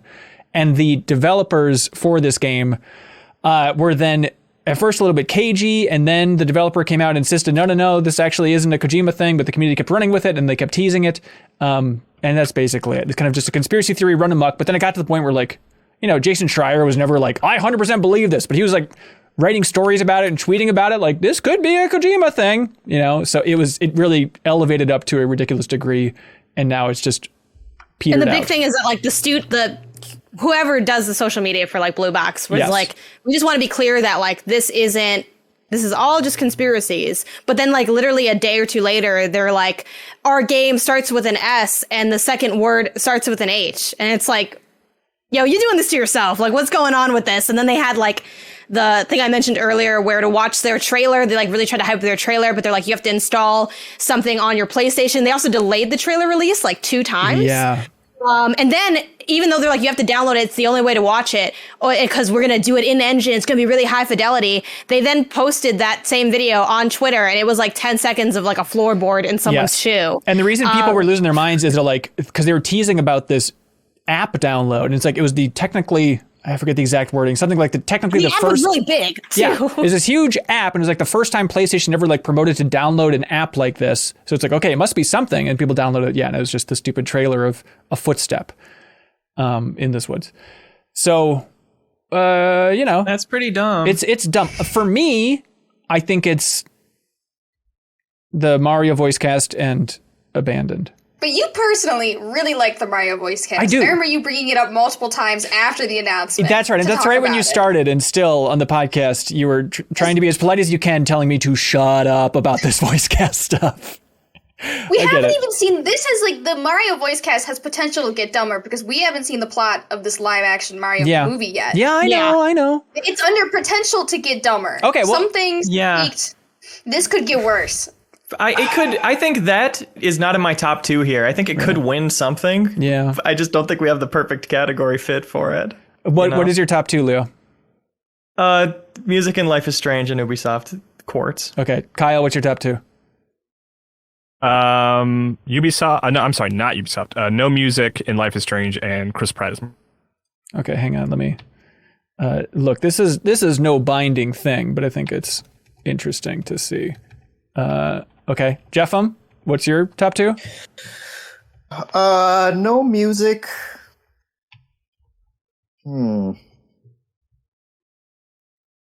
I still really don't like the NFT stuff. I know we don't like it, but is the dumbest thing. I mean, so many companies, incredibly dumb. Many companies are getting into NFTs right now, just because Ubisoft was the first to rip off the Band-Aid and say, "Hey, we're putting it into Ghost Recon." Somebody in chat pointed out that our dumbest thing last year was the Super Mario All-Stars scarcity, which is a aggravating thing as much as it is a dumb thing. Yeah, that's what I was trying to say when I was trying to put down Kyle earlier, Janet, is like, yeah, it doesn't need to be a silly thing. It can be aggravating. Yeah. Right. But I think the Mario thing is dumber than even most things on here. So it is literally like it's still dumb too. I think that's a great pick because people are still seeing that game in stores and they're like, "What? I thought it was going to be gone." And they're like, "I guess they're just still selling them." I don't know. It's weird. And then they put the games on the it actually got only dumber from there. That's true. So that's like one of the dumbest things of all time. So what would be your 2 then? Mine is the No Music and the Blue Box thing. Okay, did I add that one up there? And then Blue Box, Sarah? The No Music in Life is Strange, for sure, for me, because I had to experience it. Right, you lived it. And then my gut is going with the NFTs, only because it is inching closer and closer to my line of work. Right, interesting. And I'm scared. I added mine in there as well. Okay, so, I mean, is this just it? Did Jeffem vote? I think so. I know the vote's not binding, but did Jeffem? Okay. I did. Yeah. So, I mean, we have 5 votes for No Music and Life is Strange if you're a streamer. And then Ubisoft NFTs is right there with 3. Then Chris Pratt as Mario reveal for 2. Blue Box for 2. Is this it? Maximum is... I'm happy to go with the votes. I mean, I think the Chris Pratt stuff is big, but like I said, I'm happy to go with the vote. I think that's reasonable. Leo, can you crystallize in a very Quartzian way what is so dumb about the Ubisoft NFT and Ghost Recon thing? I think you're right that a lot of companies are getting in on it. You know, it is almost weird to say Ubisoft did it just because they took the biggest L, maybe the biggest public L about it. Yeah. But it is indicative of a turn that happened this year. And this is a turn towards in-game cosmetic things that are supposedly unique to you, but just because of a serial number they have on them. It's not like nobody can have this kind of helmet. They just have to go into photo mode and zoom in to see that your number is different than theirs or whatever. Yeah. And the idea of getting into that kind of in-game market and in-game economy when so many games have tried it in different forms, not quite with NFTs, with ever non-fungible whatevers, but it's been tried and failed so many times, the Diablo 3 market and whatnot. Right. That it is just truly one of the most willfully blind moves, like to the needs of the market, to what the audience wants. These are very smart, insightful comments about the market, but have you considered the fact that they said that Seth Rogen was Donkey Kong? Have you just thought about that as a dumb thing? That's awesome. I like the Seth Rogen, in my opinion. Yeah. Okay. If we were to say Chris Pratt as Mario popping up on screen is the best moment of the year, I would fight for that. Best moment. Stiff competition, man. Okay, I think, is this feeling locked in for folks? All right, do it. Let's go with it. Number one dumbest thing, the maximum dumbest thing is no music in Life is Strange True Colors if you're a streamer, otherwise known as just Alex flailing around the house in that game. And then the minimum is Ubisoft getting into the NFT business. Didn't they take that trailer down as well on YouTube after everybody nuked it from orbit? Well, here's the thing, though, is it was unlisted. So people found it. So they didn't pull it down. People found it, and it wasn't supposed to be live. Which got mixed up. Like, a lot of people were writing weird stories that weren't entirely accurate. Yeah. I don't think that live ever. I don't think so. But I don't think that changes that it's dumb. But it is, whether or not it's supposed to be publicly announced is up for debate. Right. Oh, somebody in the chat corrected me. I need 2 N's on the min for the list. Thank you, Backstage Pass. By the way, you can watch us record all of these debates live and jump in the chat yourself. Support us at the $10 tier. Thanks to everybody for jumping in. Here's Shazira, Justin, Starmine, Jake Zielsdorf, Aaron T, BeatenDownBrian, Killslayer. Your input is genuinely very helpful for these lists. For sure. All right. Biggest news.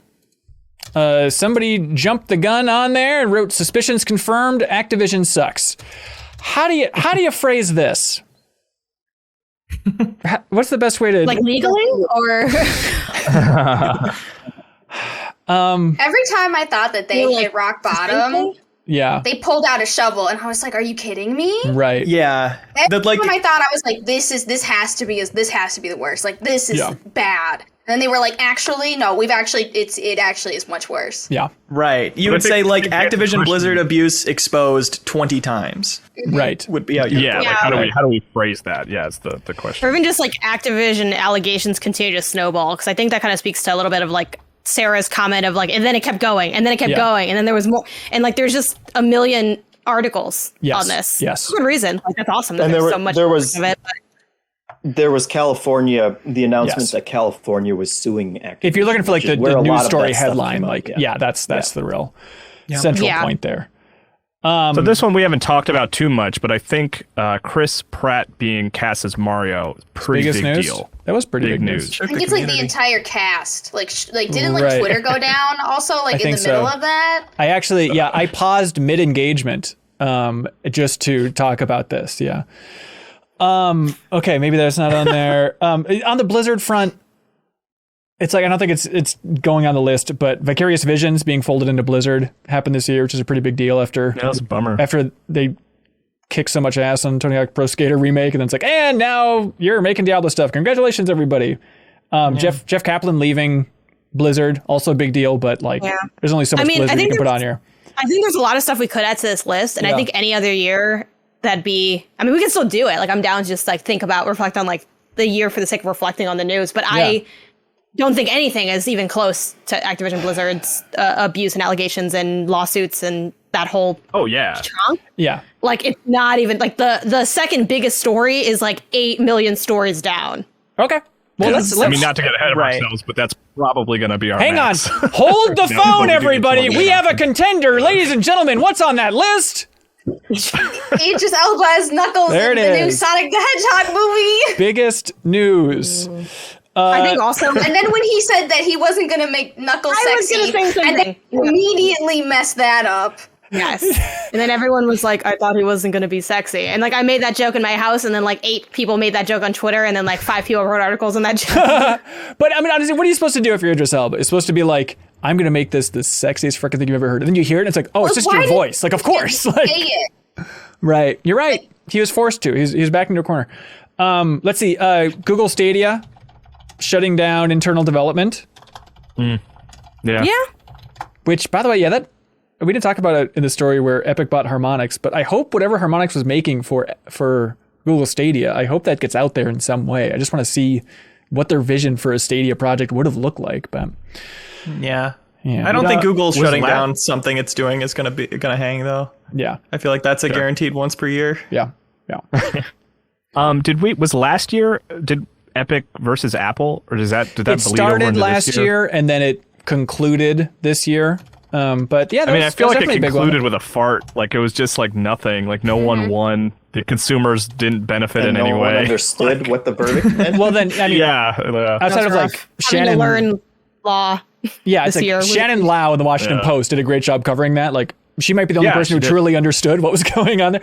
But yeah, I kind of concluded, and both sides said we won, and then everybody else walked away. Let's see. Congrats. I've got a bunch, but everybody jump in if you'd like. But Gearbox sold to Embracer. It was embraced, just like we'll all be embraced one day by the sweet embrace in the sky. There was the CD Projekt Red hack, which I feel like it went quick, but that was a very big deal for a while there.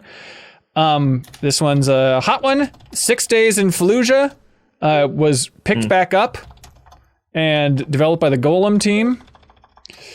We lose Leo for a second. I threw in PSVR 2 being announced. Because was that this year or last year, though? Was that this year? It all blends together. It might be last year. Yeah, but they just like revealed the controllers or whatever. Yeah, that was this year. Yep, that's May of this year or March. It was. That's weird. Okay, well there you go. Yep. Sora and Smash. Kyle, is that you?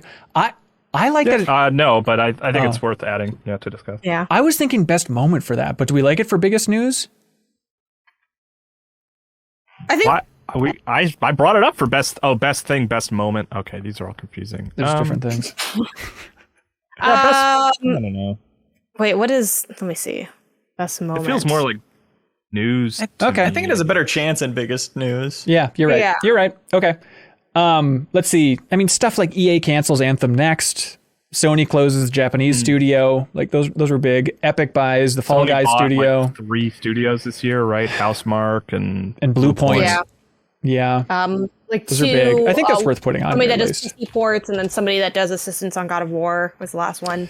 Yeah, so many. Thank you, Janet, for always being so informed. I feel like doing Kind of Funny Games Daily, you're like a great resource for the news stories every single day. Yeah, thanks. And then the PlayStation stuff, obviously.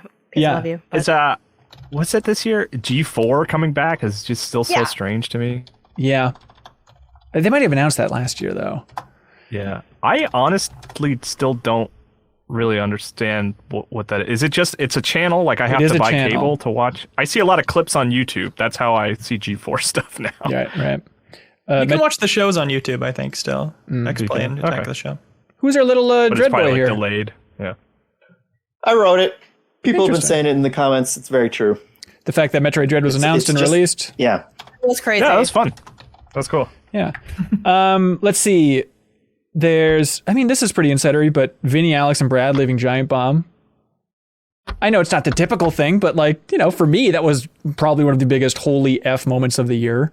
I'll probably do the subsequent launch of the Patreon. So next Lander forms. Yeah. Yeah. This is a nerdy. You know what? Greg Miller has a baby. That was big, big news. That's true. Greg Miller, Papa. Oh man, shots I did. I got hella work off of that. I'm like, yeah, this is congratulations. Have more. Have you tried triplets? Just try. Maybe that's the best thing for Janet is what. I'm like, this is the happiest I've been that someone's pregnant. I know it's not, we don't care that much about the game, but I think it was big news when MLB The Show, the Sony published game, was like, yep, Game Pass day one, dropping the bomb. That was that's cool. Weird industry moment. I don't know if this really counts because it's more of a rumor than anything, but like PlayStation's, I think Spartacus will be more next year's stuff. They're like, right, yeah, that's competitor that. Yep. It's more of a rumor than anything, so I don't know. No, I think that's worth putting for big news. PlayStation, Spartacus. Yeah, so if you're not familiar, it might be trying to compete with Game Pass in a bigger way. With a multi-tier system. Aaron T's snapping with the contributions. Steam Deck, because wasn't that announced this year? Absolutely. Steam Deck announced. I think that's a big one. What about you still can't buy next-gen consoles? Is like kind of an ongoing... I feel like I see that headline every month. Yeah. So just supply chain... Chip shortage. Yeah, supply chain, chip shortage, all that stuff. Target stopped selling Pokemon cards. It was a weird news story. That was wild. Yeah. People keep hurting each other over them. Mm-hmm. Who can resist? Yeah, the sign at my local Target says for the safety of our employees. Oh my God. That is so sad. Free Radical reformed. They're making a new Time Splitters. But, you know, a smaller one, you know. I'm excited about that. IGN posts and then takes down the Palestinian aid thing. If we're talking just big talkers from this year. Also, Game Informer did the same thing. And quietly taken down and not really. I mean, Janet, maybe you're closely or see it better, but like, have they had any follow-up to that? Game Informer? No, IGN. Oh yeah, I mean they put it back and they wrote like a little note and stuff and had like they're like these are editorial policies that like I think already were posted somewhere, but maybe they edited them slightly to clarify the process of taking things down and how they have like an ombudsman now and all this extra stuff. So but they said something, wasn't it like they had a message that was signed by the IGN editorial staff like this is not okay to have the company shut this down on our behalf, like editorial needs to stay editorial. Yeah, they did write that, and people signed it. Yeah, and then I don't think any further like action that the public could see was done. Other than that, I mean, I know there were like behind the scenes, or I'm sure there were behind the scenes like conversations, but you know, no one walked out or logged out or slid away or anything like that. And I know we talked about it on the podcast, but it's just that. You know, no matter how you feel about the specifics, it's just the idea of a corporation stepping in and squashing editorial division and then never following up on it, just quietly stamping out stories, or loudly stamping out stories. Let's see. Perfect Dark being co-developed by Crystal Dynamics was a big news story for me as a weird thing, but that's specific. I'm not the most clued into this. What about the take it away. Who just copied it? No, take it away in a good way, as in explain it, Sarah. Okay. I thought you didn't want it on there. I think that's a good entry. Take it away! Take it away now! I was getting bored with like the actual news titles. Right. Concerned announcing the new Haunted Chocolate game that he's working on. It's really good. It's super exciting. He's still working on Stardew Valley, but he's officially picked up his next big game. Yes. And it does look very cool, even though it looks very Stardew Valley. But that was a weird thing. It's one man. And ghosts. Mm-hmm. And ghosts. Chocolate and ghosts is not the theme I expected for that. What about the Twitch leak? Oh, hello. Where they revealed all the sub prices for all that stuff from everybody that came out this year. I mean, I don't remember anything too huge. We've forgotten a lot. I forgot a lot of stuff personally. That's how I'm realizing. Yeah. And for me, a big one, and I'm curious to see the group's reaction, is GameStop crap. GameStop becoming a meme. Happened at the start of this year. Last year? That was this year. I think it was like 2020. It was absolutely the start of this year. This was like a bad year of like having to learn things that don't have to do with end of games 2020. Games. Look it up, Sarah. You can consider it for 2021. Look it up, Sarah. No, it's definitely this year. It was 10 months ago. Yeah, God, the fact that Joe Biden weighed in a president or to the press about GameStop as a stock. Elon Musk was tweeting about the power of buying stock. We talked about person of the year. That's it. Oh my God. Like the fact that the very same. This company that we're not fans of, that we all worked for many years, that they became a symbol of sticking it to the man by buying this stock, I think is absolutely bananas, and to me is near the top of this list. Certainly for the former GI crew, like of all the stocks in the world, like it oddly makes sense that this would be the ironic one. But of course, what a ridiculous thing we never would have expected. Yeah. Type it away. Xbox changing the gold price and then immediately going back on it. Like that was totally wild. PlayStation did a similar thing with the rolling back the shutting down stores. So it was like the year of people being like, LOL, JK, don't be mad. Which usually they just do whatever. Nintendo. Yeah, Nintendo holds firm. Price hike. Like we're really not playing with the other people. Yeah. Yeah. Sorry. That's good. I'll move that. Yep. Let's see. Jeff, did you add that last one? No. Are you sure? Sarah! Chair returns. I'm sorry. I just kind of want to put these things in just to put them in. You have to and say so you guys it. don't notice, and then you'll come back and you'll be like, who put this here? Yeah, you can't be a little stinker. This is a time to be a public big stinker. Okay, I added Froggy Chair returns to Animal Crossing, which is big news to me personally. That's right. Yeah. That was huge. Certainly League huge. of Legends TV show, actually good. Ooh, Ben. I haven't watched Yeah. it yet, though, so to I be can't confirm determined. that. Oh, all right. Well, there we go. Netflix gaming, like that Yeah. rolled out. I Oh, haven't yeah. spent time with it, yeah, so I yeah. don't know if there's. what is I it? don't It's have like- too much more to say, but You it can was play like- Candy Crush or something. It's just like phone games right now, right? Yeah, but yes, and they acquired a studio though. They also acquired the studio that made Oxenfree after Night School. Right. Yep. Yep. Like after school night party, night school. I love a good after school night party. That's like primo living. Yeah. I think this is a pretty good list. Anybody else have something else for thrown in here?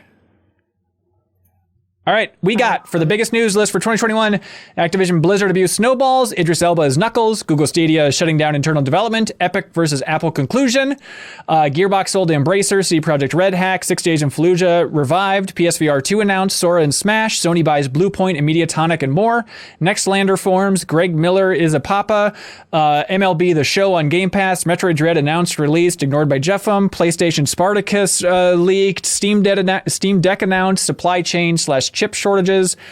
Target stopped selling Pokemon cards. Free Radical is back. IGN takes down Palestinian aid support without follow-up. Concerned Ape makes new Haunted Chocolatier game. Twitch leak. GameStonk stuff. Xbox changing the gold price and then going back on it. PlayStation does a similar thing with stores, shutdowns. Froggy Chair returns to Animal Crossing and Netflix. Net School. Netflix gaming featuring Night School is Always the announced. last one.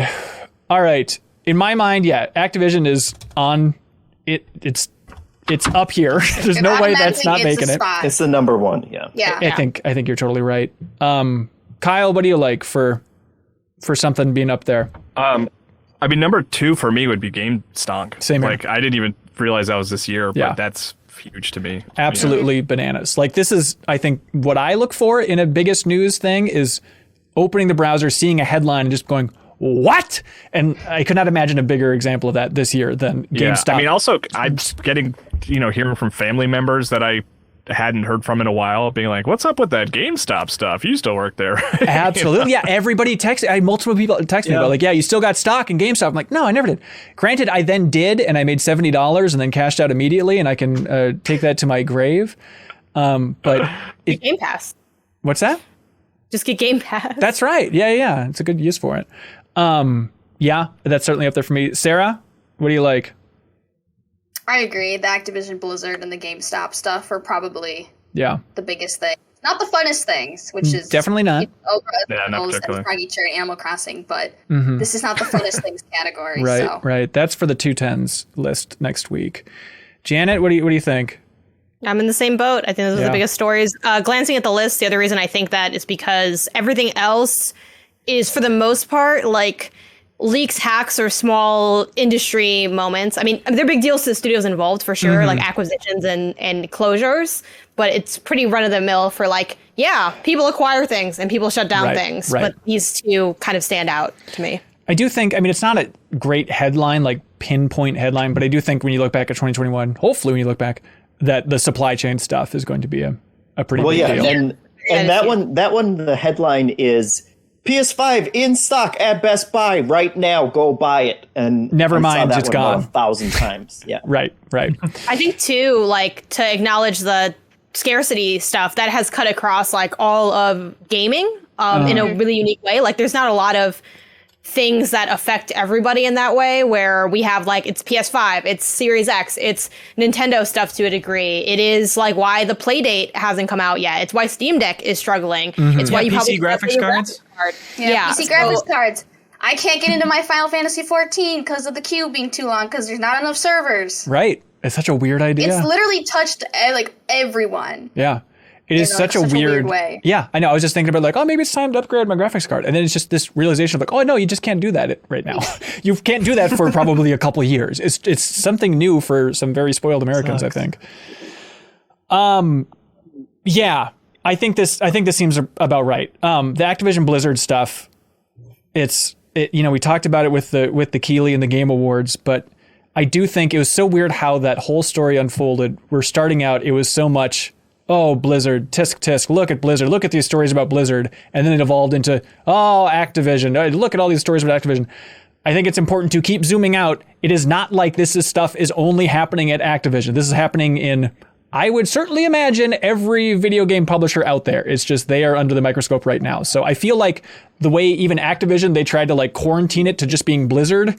I feel like the video game industry is doing that a little bit now for quarantining it to be like, oh, the abuse and terrible stuff in this industry. It's such a terrible place to work for women. That's just an Activision thing. Let's say nay to that. But absolutely every company out there in this industry has serious problems to fix. Yeah, but it's like the amount of stuff that came out would be big news for any size of studio, and the fact that it was like one of the absolute biggest in the industry by far. Yeah. Absolutely. Yeah. No one's denying these two. Deny these two or forever hold your peace. I might switch the GameStop stuff out with the supply chain stuff. I'm just because that touched so many more lives. Like the GameStop stuff, it was like kind of more of a blip. Whereas the supply chain stuff is just dragging. Yeah, I mean, if you look at that stock, it is still way up there. It is still absurd. It's a slight more of a blip. But again, when 3 of us used to work there, 4 of us used to work there, like it's tough not to feel extra weight for that. I get it. I think for me, the weight of GameStop is more like, even like personal associations aside, like as much as people want to drag GameStop, like it is such a pillar in the gaming community, especially when you zoom out and realize that the gaming community is so much bigger than everyone on this show and backstage, because those are like really hardcore people. Like everyone that's on this call or watching this call right now, or like really into games at a high level, versus like when you think of all gamers, like that is going into GameStop. And, and I think like a lot of the, dissing or obviously GameStop got problems, right? I'm not saying it's like a great place to work or anything like that, or doesn't have shady practices or isn't kind of whack with certain things. But ultimately that is the common place for gaming. And it's kind of like without that, we lose like a big pillar of what it means to have gaming be mainstream, in my opinion. And I know we are going more digital, so I get like brick and mortar is kind of going to go away through nature. But, I think the day we do lose GameStop will be a big deal. And to me, like the stock thing was like a big, way to kind of bolster that up. And I think it is important to have stuff like that visible and around in the community. Yeah, and then I don't know, the supply chain stuff, it's rough though, because that really has cut across, but I also suspect that it'll stay. And I think the reason I wouldn't be upset either way if we pick GameStop or the supply chain, but why I'm thinking maybe we should go with GameStop is more of a specific story. Like we can point to a singular story, or like Activision, we can point to like, IGN has their collection of like the timeline so far, or we could point to the original California lawsuit or something, while the supply chain, the closest to a specific story is like the stuff with the Suez Canal. But other than that, I feel like it's just more of a bigger theme. Like if we had a more themed based category, I think that'd be good for that. But for specific stories, probably the stocks, I think. I hear you. Former GameStop boys, you feel about the same? Yeah. Okay. I mean, the president talked about it. President talked about GameStop. Stop. Your president, maybe. Here we go. Biggest news for 2021. We got maximum news stories that Activision Blizzard abuse snowballs, and the minimum is with 2 N's, of course, is GameStop meme stock. Hey, Kyle, do you know how this whole thing operates? I think it's Patreon. You know it's Patreon, baby. Patreon.com/MinnMax with 2 N's. If you enjoy the show, you can help support the show. If you've enjoyed our show this year, thank you. First of all, thanks for the help spreading the word. And you can help support this and let us continue growing. All you got to do is just go on your nearest computer or phone and go to patreon.com/MinnMax with 2 N's. Just look at those tiers. Look at the options. Hopefully one thing will pop out to you. And thank you to some of our biggest supporters, like the wonderful folks at Diverge Coffee. They want everybody to know a very important thing. They say, Bryant and Nick here with Diverge Coffee. We want to sincerely thank all the MinnMaxers that have given us a shot and supported us by trying our coffee. You have made our first advertising venture such a success that we're able to continue supporting MinnMax. With the holidays, we wanted to do a bit extra. If you add a note to your order and tell us that it's a gift, we will festively wrap your order of coffee and put any personalized note of your choosing inside the box. Then your friends and family can open the objectively best gift on Christmas morning, fresh coffee! Whether you're buying a gift or buying for yourself, don't forget to use the code MinnMax with 2 N's at checkout to get 15% off of your code. Have a Merry Christmas from Bryant and Nick at Diverge Coffee. Just lovely. Also thanks to the wonderful folks over at Fixture Gaming. They want everybody to know about the Fixture S1, which is a clip that you put on your Nintendo Switch Pro controller so that you can play on the go anywhere you want with the best Nintendo controller. You slide the screen into the top of the clip, because Jeff, what's better than that Switch Pro controller, baby? Absolutely nothing. Nothing. That is truly the best thing. And you can get it by following the link below. You can check it out on Amazon. It's $35. There's also a carrying case bundle if you're interested in that. And thank you to the folks at, this is number one thanks in a lot of ways, the wonderful folks at I Am 8-Bit. They want people to know about Turnip Boy Commits Tax Evasion, the vinyl soundtrack, which you can get in their wonderful online store. It comes with a character sticker sheet, and the music is by James Currier and Ryan Barbone. I'm 8-Bit has been a wonderful supporter of MinnMax for many years now. They have shipped out hundreds and hundreds of things from their online store to the MinnMax community. Whoever submits the best question of the week, there's no questions this week, but please help give thanks to I Am 8-Bit by going to their online store and using the promo code TurboTime. TurboTime, no space, everybody. TurboTime, and you can get 10% off everything under $100 in their wonderful online store. So help support them because they support us in a big way. All right, on with the show. This is it. This is it. The next category, everybody. The category is the game we all agree is probably good, but we didn't play. It could be just also known as the I'm Sorry Award, because we read a lot of YouTube comments and people have a lot of thoughts on what we need to play and how we're blowing it. And this is a shout out to all you fine folks out there for how we're blowing it. I think this is where we've really over-prepared for this category. So many games run through my head right now. That Tales of Arise, that could go on there. Okay, hang on. Okay, hang on. We gotta type it out. You're writing. Okay, Sarah. That is a solid first entry right there. That's really fine. Good. Yeah. I'm so sorry. I just let everybody down. And this is Shin Megami Tensei 5. It's very good. We don't doubt that it's very good. But Sarah, did you even start it? I'm not judging. It's just kind of a beast. I'm afraid of it. This is games that I'm afraid of. Yes. And it's this one. Yes. And I feel like, and maybe Tales of Arise goes on this list, but I feel Janet like said, JRPG fans, whether you finish Tales of Arise or not, you expended your JRPG points on that game. Yeah. And then Shin Megami came out, and you're like, I've already used up my JRPG points for 2021. I'm sorry. Now, to be fair, Tales of Arise, I did start it. I played about 3 hours of it, and I liked it a lot. So that's a slight ding for this category. But I didn't finish it, and I don't understand the beauty of Tales of Arise at this point. I understand that. I just don't know if I can handle another Tales game. I'm sure it's good. Yeah. But how is it good compared to other Tales games? What is it doing? Well, you should listen to Kelsey Loon on the podcast. Hey, Janet, do you want to explain what you're typing when you're typing it? Yeah, sure. I just didn't want to cut anybody off. Tales of Arise I put on there, and yeah, you did the 3 hours, so maybe that's enough. But also, it? It's not enough. It's not enough.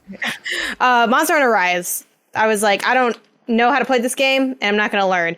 Okay. Monster Hunter Stories 2, which I couldn't remember the name of. Yeah. A lot of people were like, this is actually really good. Totally. And you're going to like it, even if you don't like, it's not Monster Hunter regularly. So it'll be, I'm not going to do that though. No. Probably good. It's great. It's like Pokemon. I hear it's fantastic. I have failed my JRPG roots this year. I really have let everybody down. On that front, did anybody play Deltarune Chapter 2?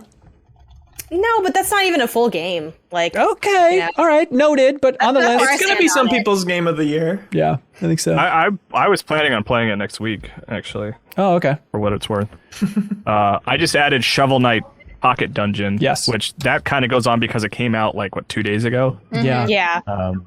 I have started it, but have not played enough to generate an opinion about it. But people seem to like it. This one's a shout out to our fallen brethren. Technically, I've played the tutorial, but Guilty Gear Strive, I understand everybody loves it. Zuriel, we miss you dearly. Come home. But if you miss him as an audience member, you can always check out the Deepest Dive in Halo Infinite, where he's great. So check that out, please. Did any of us play Lost Judgment? No, I think that's a great one. No, That's a good pick. Yeah. Why are all these words lavender? Who's doing that to me? It's not me. Did I do that? Anonymous It's probably your frog. keyboard. Do you think? Do I need to get a new keyboard? Should I just order one real quick? Oh, might as Maybe your old well. one. Are there any Sable champions here? Did we all? I played it. I like Played Sable it. a lot. I only Okay. played a few hours. Okay, all right. But I'll be talking about it probably. Great Ace Attorney Chronicles. I played that. You did. That's right. Okay. Like 6 hours of it. Nice. Eastward. Didn't get out of the tutorial. I played Eastward. Okay. Play a little I bit. played some Eastward. Okay. Good. Here's a controversial one. I'm bracing for impact. I'm gonna feel the internet. What are you doing?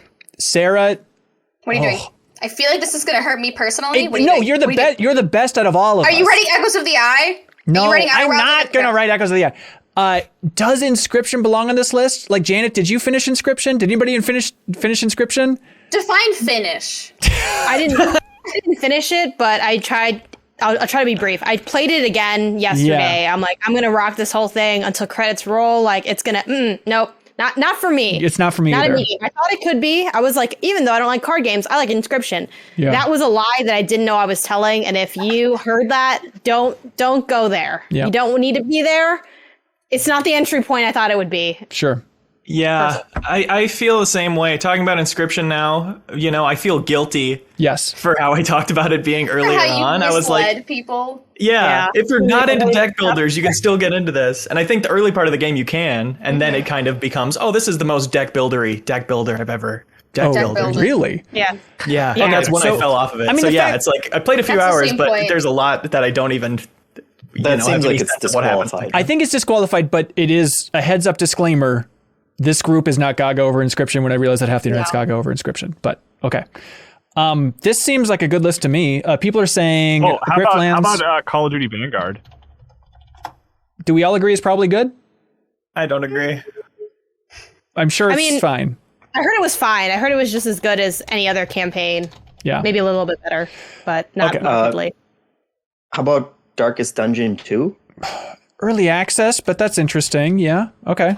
I have played a good bit of that. Oh. Maybe not quite a good Okay. bit, but All right. Okay. I also I don't know if we want to knock stuff off, but like I played a decent amount of Monster Hunter Rise. It's the most Oh. Monster Hunter I've played. Oh, I great. put like 10 or 12 hours into I it. played a little bit of it too. Oh, well, there we go. That's off. Okay. Yeah. Take it off the list. Like I feel like I played enough to generate my opinion on it. So Yeah. So the list right now of games we all agree are probably good. We just didn't play. Shin Megami Tensei 5, Tales of Arise, Monster Hunter Stories 2, Deltarune Chapter 2, Shovel Knight Pocket Dungeon, Guilty Gear Strive, Lost Judgment, Griftlands, Call of Duty Vanguard, Darkest Dungeon 2.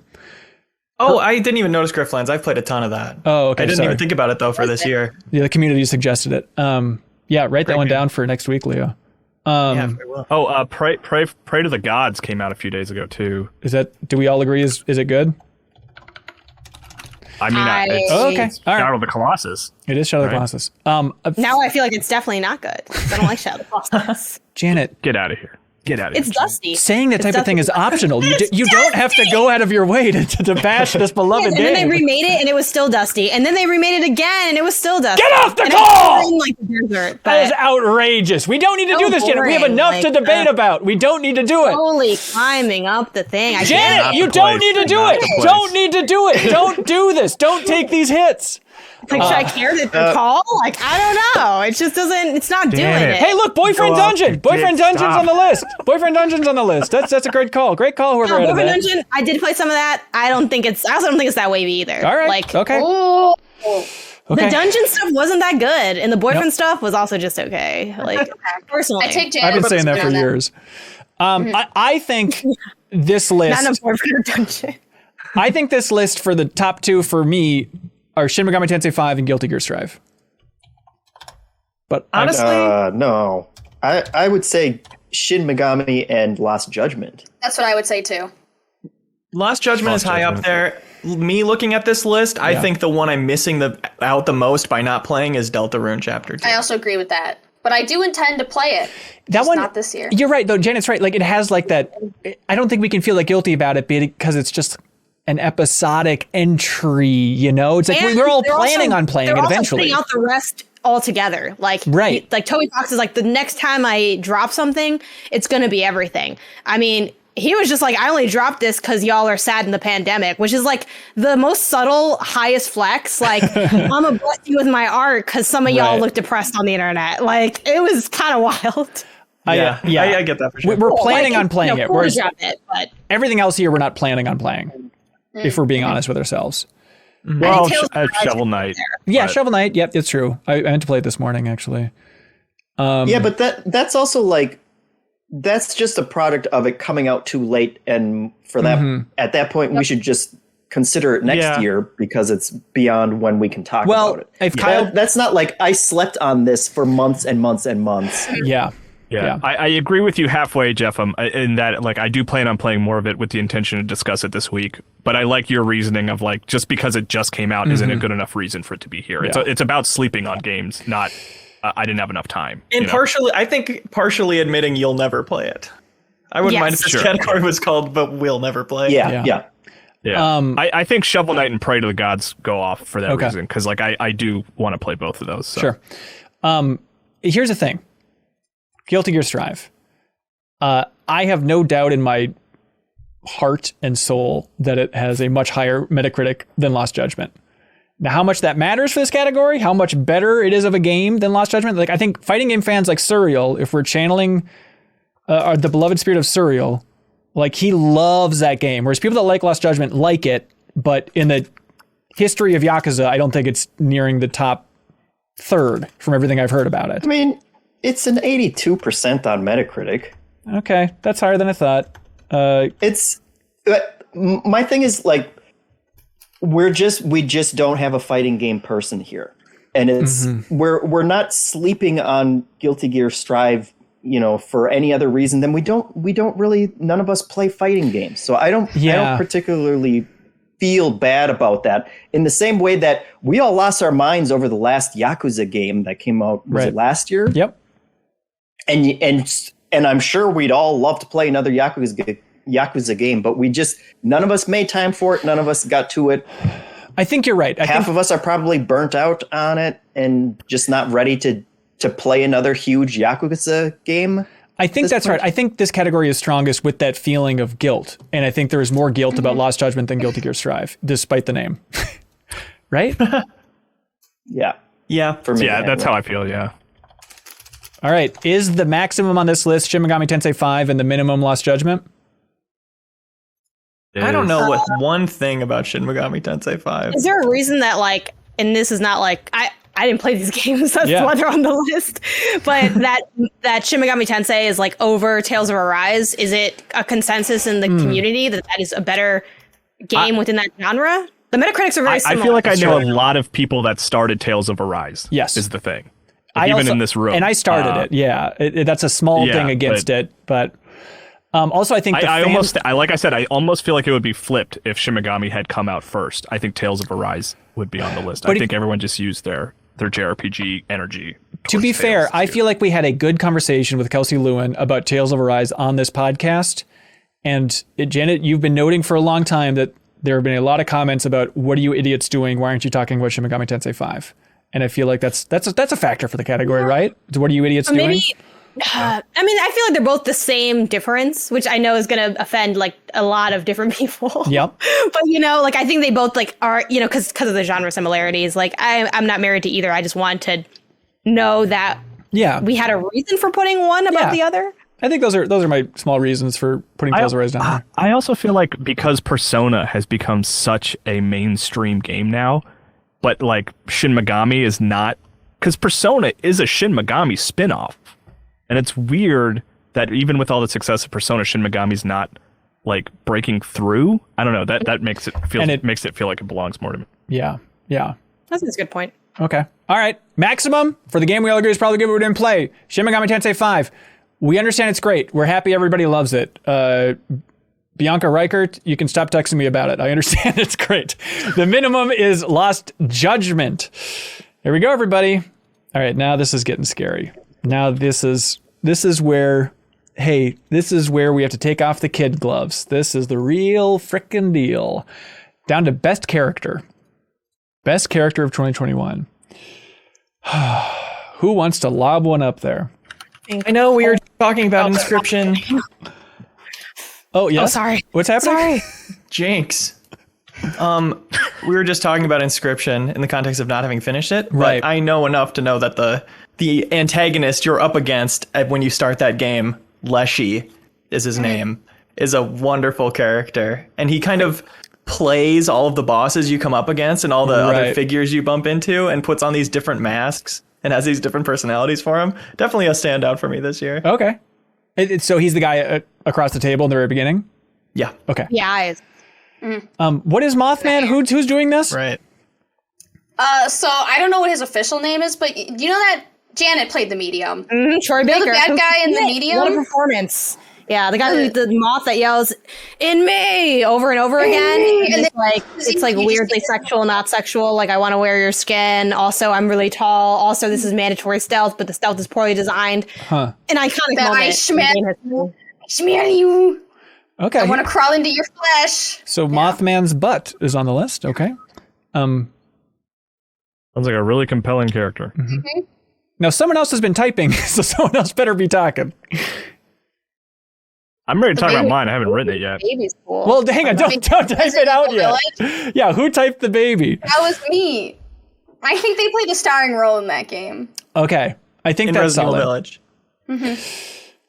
Yeah, it is. Certainly, when you think Resident Evil Village, a lot of people would say Lady D, but I think that's just wider internet. But it seems like people that have played it, post playing it, would say the baby is a more memorable character than Lady D. Is that fair to say?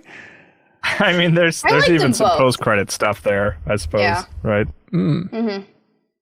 Oh, wait, hold on. When you say, again, this is like the spoiler debate. When you say the baby, you mean like the baby. Oh. I mean No, the baby. Chapter Rose. Chapter 2 baby. I mean, not the monster Not baby. I mean the baby. Oh, I thought you meant monster You baby. mean Rose. No. Oh, I take other baby over Baby Rose. Baby Rose and her big old head. Okay, interesting. Okay, so baby Rose. Let's be I specific. had to piece that baby back together, piece by piece. Okay. Baby Rose in Resident Evil Village. Who typed the next one? This is why we should save typing. Okay. This is me. Colt and or Juliana. I can take either of them. I also really like Alexis Dorsey. Or Alex Dorsey, I forget. From Deathloop? From Deathloop as well. Yeah, I think they sort of speak for themselves, but I mean, I think the way that their quips back and forth are really memorable. And even though the overall plot of Deathloop, I think, is lacking in some regards, the world building and the characters are really well done. Yeah. And then Dorsey is the snobby, bougie party guy who loves craft beer and like loves himself. He was like my favorite visionary personally. So, yeah. I think Any of those people. I think we give them their due. I think it's. I think you space it out. You give Colt and Juliana. I think they're worthy of their own entries, right? Seems like a shame to rope those two together. Here we go, Kyle. Kyle's typing it out. The Turbo. Terrible. He's typing out the Eternal So yeah, Turbo. Celine is the protagonist from Returnal that you play as, and the whole game is an exploration of her psyche and everything that's happened to her, and that extends into the gameplay. One of the reasons Returnal is so challenging and beats you back so hard is because that is part of Celine's character. That's who she is. That's what she's going through. And I think it's expertly executed, and I think I know Celine really well, and I have a lot of compassion for her and everything she's going through, and I think she's a wonderful character. I love it. And you don't see like middle-aged women as like protagonists in video games. Absolutely. Like, that's worth celebrating. That's really cool. Yeah. What about, this is a weird one. Unpacking Woman? I was gonna say that. Like, I don't know bad. how you phrase it. It's like the weirdest approach to a character, but we know the intimate details of that character's life better than any other character on this list, even if we don't know her name, right? Do we ever learn her name? Nope.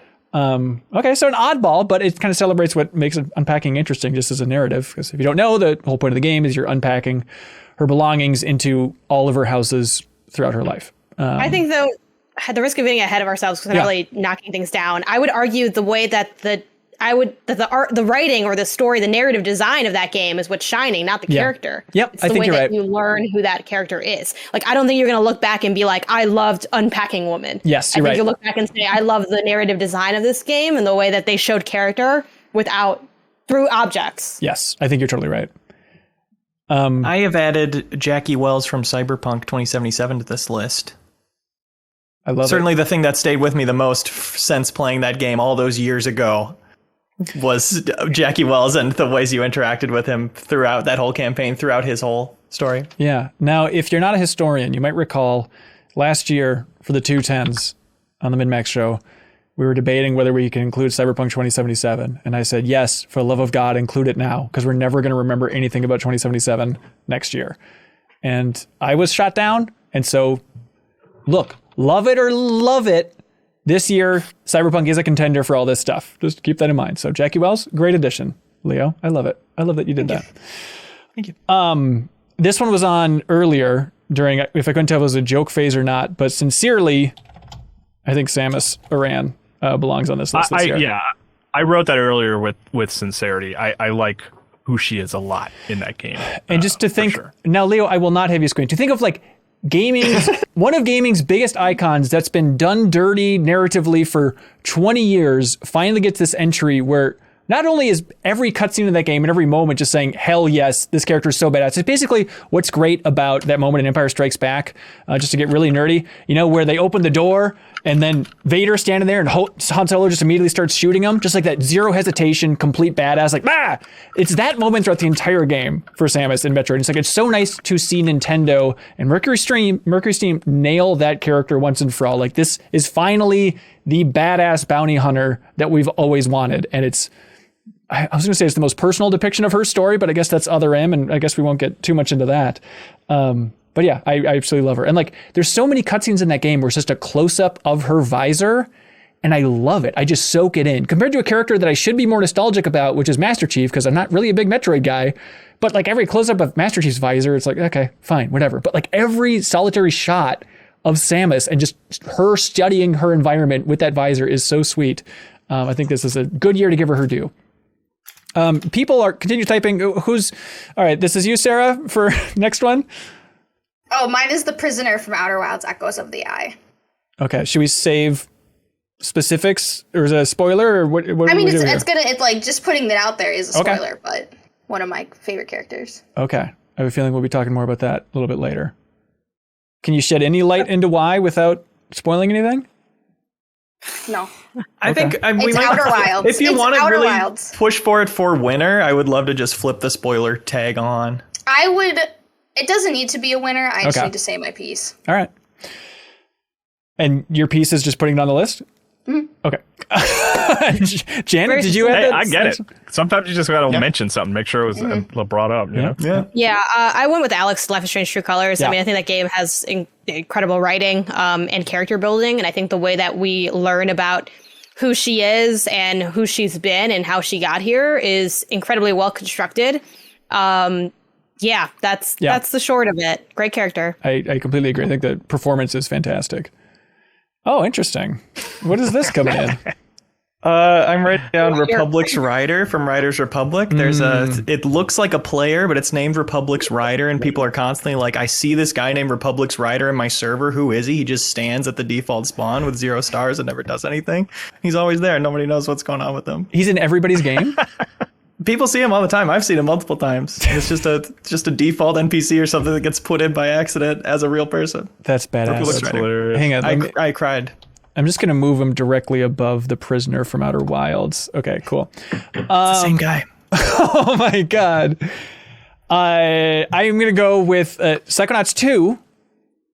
Oddball choice, perhaps. I think my favorite character in Psychonauts 2 is Sam, the intern.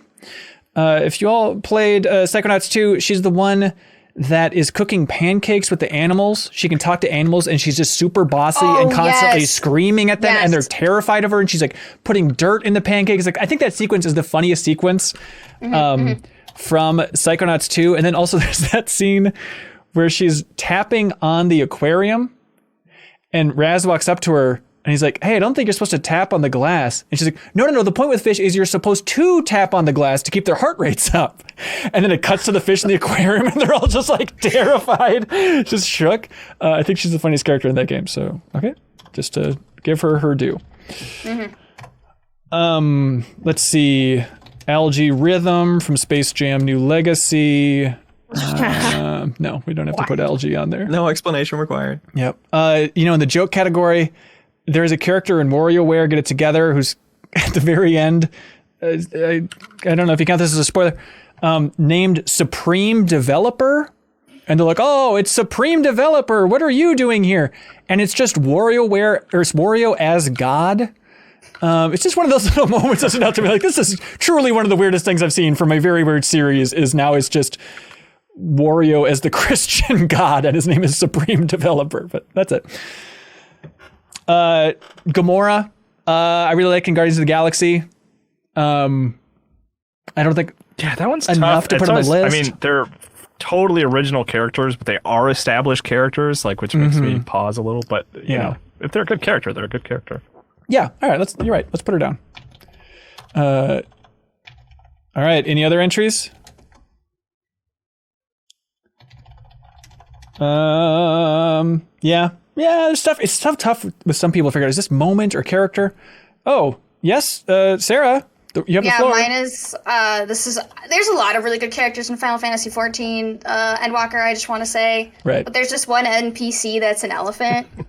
And you run into him and you have to teach him, he's like really shy, and you have to teach him how to sell fish. And you have to like help him sell his fish because he's so shy. And then he has a moment on later in the game that actually just made me cry in front of my computer for a little bit. What? So wow. Okay. All right. Jeffem, what do you like, dude? I haven't played it, but Kyle really sold me on Celine. Yeah, I think that's an interesting choice. Is anybody else a Returnal fan or a Celine fan here? No, but I like his passion for Celine. I like her based on what I've played. Am I the only one that 100%. Am I the only one that played it and finished it? Probably, right? Good luck, Kyle. So. Next week's gonna be You're fun for you. The only pro gamer here. It is true. Oh no, not at all. Anybody else have a thought for a lock for moving up? I like that little This monkey. Riders from... Republic guy sounds pretty interesting. Okay, that is true. I'll get rid of them. Don't do it. I'm sorry, Sarah, what were you saying? Oh, the little monkey guy they added in Happy Home Paradise. He's pretty cute. Okay. Who do you like? You like Lock cute? Lock cute? No, but I just think he should be on the list. Okay, what do you like as a lock though, Sarah?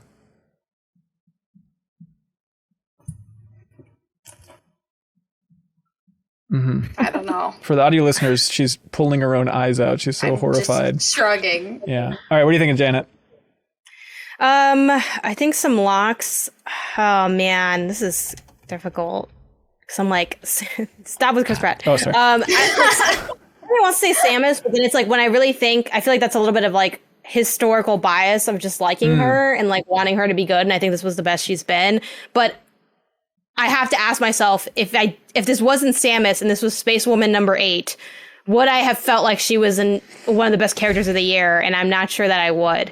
I mean, I'd like to unpack that a little bit. Like, I think it's certainly different to have a silent protagonist on this list, but I like it for that reason, to overthink it for like, well, is it just the baggage of Metroid? And again, I'm not historically a big Metroid fan at all, but still, it just struck me as I was so delighted by her as a character in every moment of that game. And I think we can only base it off of our experiences this year, right? Yeah. I mean, I don't know for a lock. I mean, I like a lot of the Deathloop characters a lot. Like, I'm kind of inclined to say Alexis Dorsey, to be honest, but I don't know.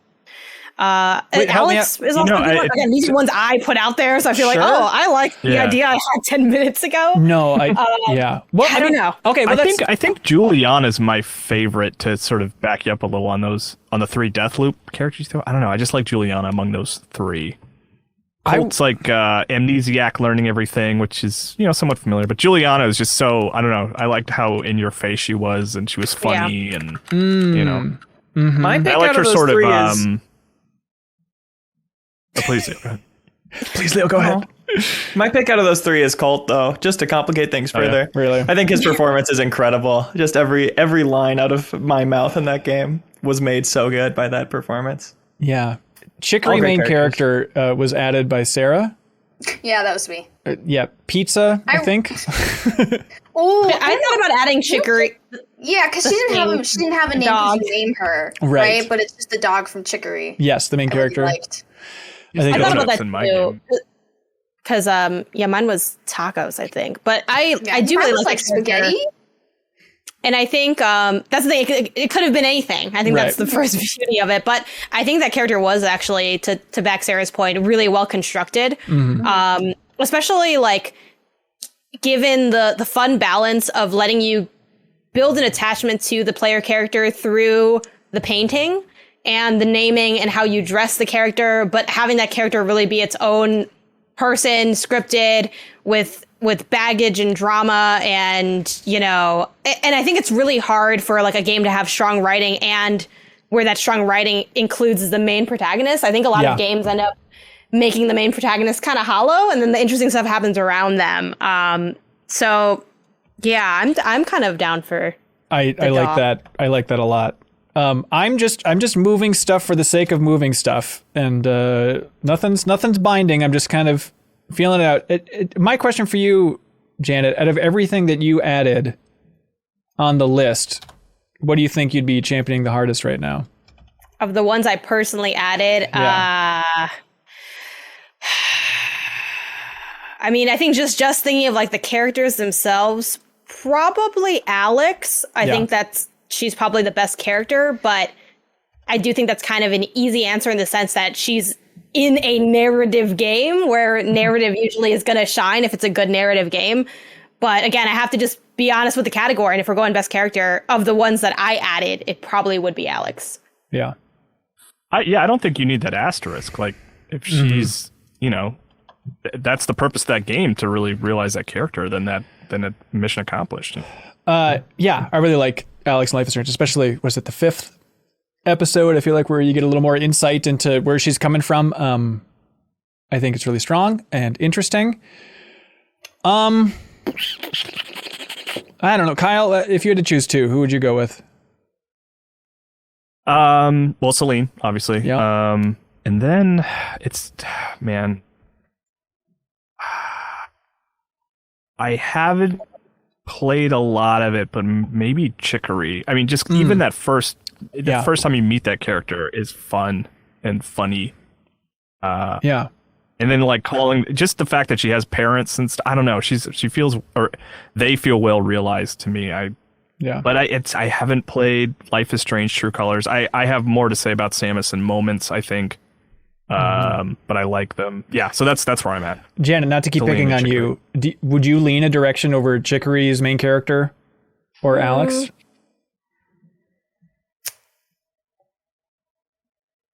Man, I don't know. I don't know where I'd lean. I'm like, I have to shoot. These are like you're competing I know. Game of the Year. You don't have to shoot them. Maybe they both make it. Chicory, because I think it's a little, but I'm going to go with Alex, because I feel like if 10 years from now, if I'm like great characters, I don't think I'm going to say the dog from Chicory, even though I think that is a great character. But I think what I'd be more likely to remark on is a lot of the other things that game does well. I mean, I think the fact that we can even put that character up here this high speaks to how good that game is on every single level that it needed to be. But I think I'd go Alex over Chicory. And I do also want to echo the shot to Celine, because I liked what Kyle said about Celine. Yeah. And I feel like the game that Kyle just described sounds like a game I want to play, which is not how I actually feel about Returnal, which I think speaks to like some cool stuff that's happening as you get later in the game, which is something that I was not able to reach yet. But yeah. Leo, how are you feeling, man? I don't have too much of a dog in this race. Pizza. I'll wait until we have a MinnMax picked out and then complain about that, probably. Okay. Well, I saw you. Way to go. I saw you. It looked like your face was praying for death when Samus was thrown out there as an option. Yeah, what'd you say again? She does cool stuff without saying anything, and you like looking at her helmet that's not her face? You took the words right out of my mouth. You have to be there. I'm not. Am I nuts? Kyle, you're with me on Samus, right? No, like, this is a great year I'm for sort of Samus. saving my Samus talk for a moment. Yeah. I think there's a better fit for that. That's interesting. But it is part of her characterization. Yeah. Yeah. So prepare to eat your words, Leo. Right. I would love to. I mean, yeah, no. Beaten Down Brian is saying this is why we need to get into spoilers to sell people on the reason why these characters are so strong. I'm open to pitches on any of these. We can throw up the timestamps if anybody wants to for any of these characters. Well, my thing about Metroid is, like I said, I want to talk spoilers and stuff with her in moments. All right. Like sure. I'm not rooting for her for character. Okay. I'm rooting for elements of her character for some stuff that happens in moments. So we'll save that for You betcha. Are any of the Deathloop characters making this cut? I don't think so. Okay. Because there's only Get 'em out. 2 things in there. Yeah. Okay. So right now for contenders here, it's Celine, the main character from Chicory, and Alex from Life is Strange True Colors. I think this is, again, interrupt me by shrieking, barking, whatever you want. I feel like the most passionate pick here is Kyle with Celine. Mm-hmm.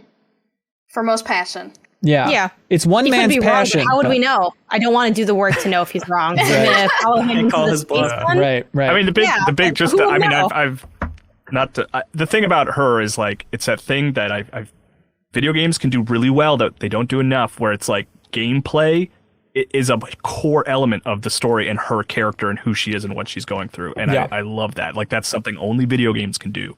Yep. Can you explain why? Yeah, you want to throw up? I mean, a quick spoiler tag, I think, right? Okay. Hey, let's be confident. Spoiler tag for Returnal, everybody. Check the the first timestamps. one. You have 5 seconds to run and pause the podcast or fast forward, everybody. Here we go. Spoiler tag and go. Okay, so it's up for debate whether Returnal is all happening in her head or not. I'm kind of in the school that it is not, that it is something that really happens to her, but she had a horrible thing happen to her related to losing a child, and the sort of loop that she's stuck in is all about her coming to terms with that and understanding that it's like not her fault. And it also deals with elements of like her relationship with her mother. And part of the way that's distributed is like as you make progress in the game and you overcome these huge, difficult barriers, you enter her childhood home and see parts of her childhood and things that, and you know, what happened to her to drive her to want to travel to space and become an astronaut and things like that. And like, it's just, it all goes, like I said, it goes like hand in hand of like the difficulty that she's going through. It's directly related to her psyche and the sort of really tragic element of her past that she's trying to overcome while she's stuck on this planet. Are they is the idea that the loop nature of Returnal is her trying over and over again to like process this grief in her life? Yeah. Is that's the theme? Yeah. So she she was in a car accident and lost her child. Okay. And she blames herself for that car accident. And like elements of the planet that she's on reflect that. Like the last area that you get to is all underwater because she drove off a bridge and they drowned. And she got out, but her child did not. Okay. And it's all just thematic and interesting. And these are all things that you don't really find out till much later. Like you enter the water levels and you fall really deep and it's really intense and scary and it's difficult down there. And that's just like, wow, this is cool alien stuff. And it's not until much later that you see the sort of the thematic things that tie it all together. Yeah. So I think it's really wonderful. And like the difficulty plays into that. I really love Returnal. I don't know if you guys know that. Yeah, we could. That's great. Okay. And stop spoilers. So nobody talk about any of that stuff. You did it. I think that's solid. And you know, if we're going off of Janet, I could see Alex being number 2. Sarah, I feel like you're the other contender here for speaking to these. I mean, I played both games. I think I'd go probably maybe don't like Alex. Okay. But that's just like me. I'm not going to like throw hands over it. Right. Does she dance to silence? Because I can understand why that'd be off-putting. Yeah. I found her very like, I don't know, not exciting. But that more reflects on how I felt about the game as a whole. Right. So that's just me. If I had to read dialogue for a character, I'd rather read Chicory dialogue, which is just this little tiny dog doing her best in the face of danger instead of, Alex ruminating in her own emotions. But that's what the game was about. So that's just where I stand. I thought Alex was a little bland, and all she had was her own personal traumas as a personality. But that's just how it is. Right. I think, again, if I had to pick, I probably would pick Alex, but I wouldn't be mad at us picking Chicory the main character. Chicory's monster, right? The main character of Chicory, because I think they're both great characters. So yeah, I don't know. I think I'm with you. I think the sense of doubt in Chicory's main character is such a compelling thing, and imposter syndrome, and I think those are richer themes to dig into than anything that was expressed with Alex for me. But I think Alex's personality is such the forefront of Life is Strange True Colors that it's tough not to see that as like, well, that is the character game, But I think I'm kind of with Sarah. I think I would go Chicory as well, not to be confused with the character Chicory. Yeah, sounds like more excitement for that. Sure. All right. I like Chicory. Chicory's the monster. There we go. Chicory's main character is the bare minimum character for 2021, and then maximum. Giving it to Celine from Returnal. Way to go, Kyle. I did it. Jacob would be proud. Well done. Yeah. All right. Now this is the point we've all been waiting for. I know I said gloves off for that last one, but this one I am excited about and worried about. This is best moment from 2021. So again, we will let you know clearly when the spoilers are happening, and we will not spoil anything outside of that. Who has a good suggestion for best moment? And here's the thing, if I may. For naming the moment, keep that spoiler free. You know what I mean?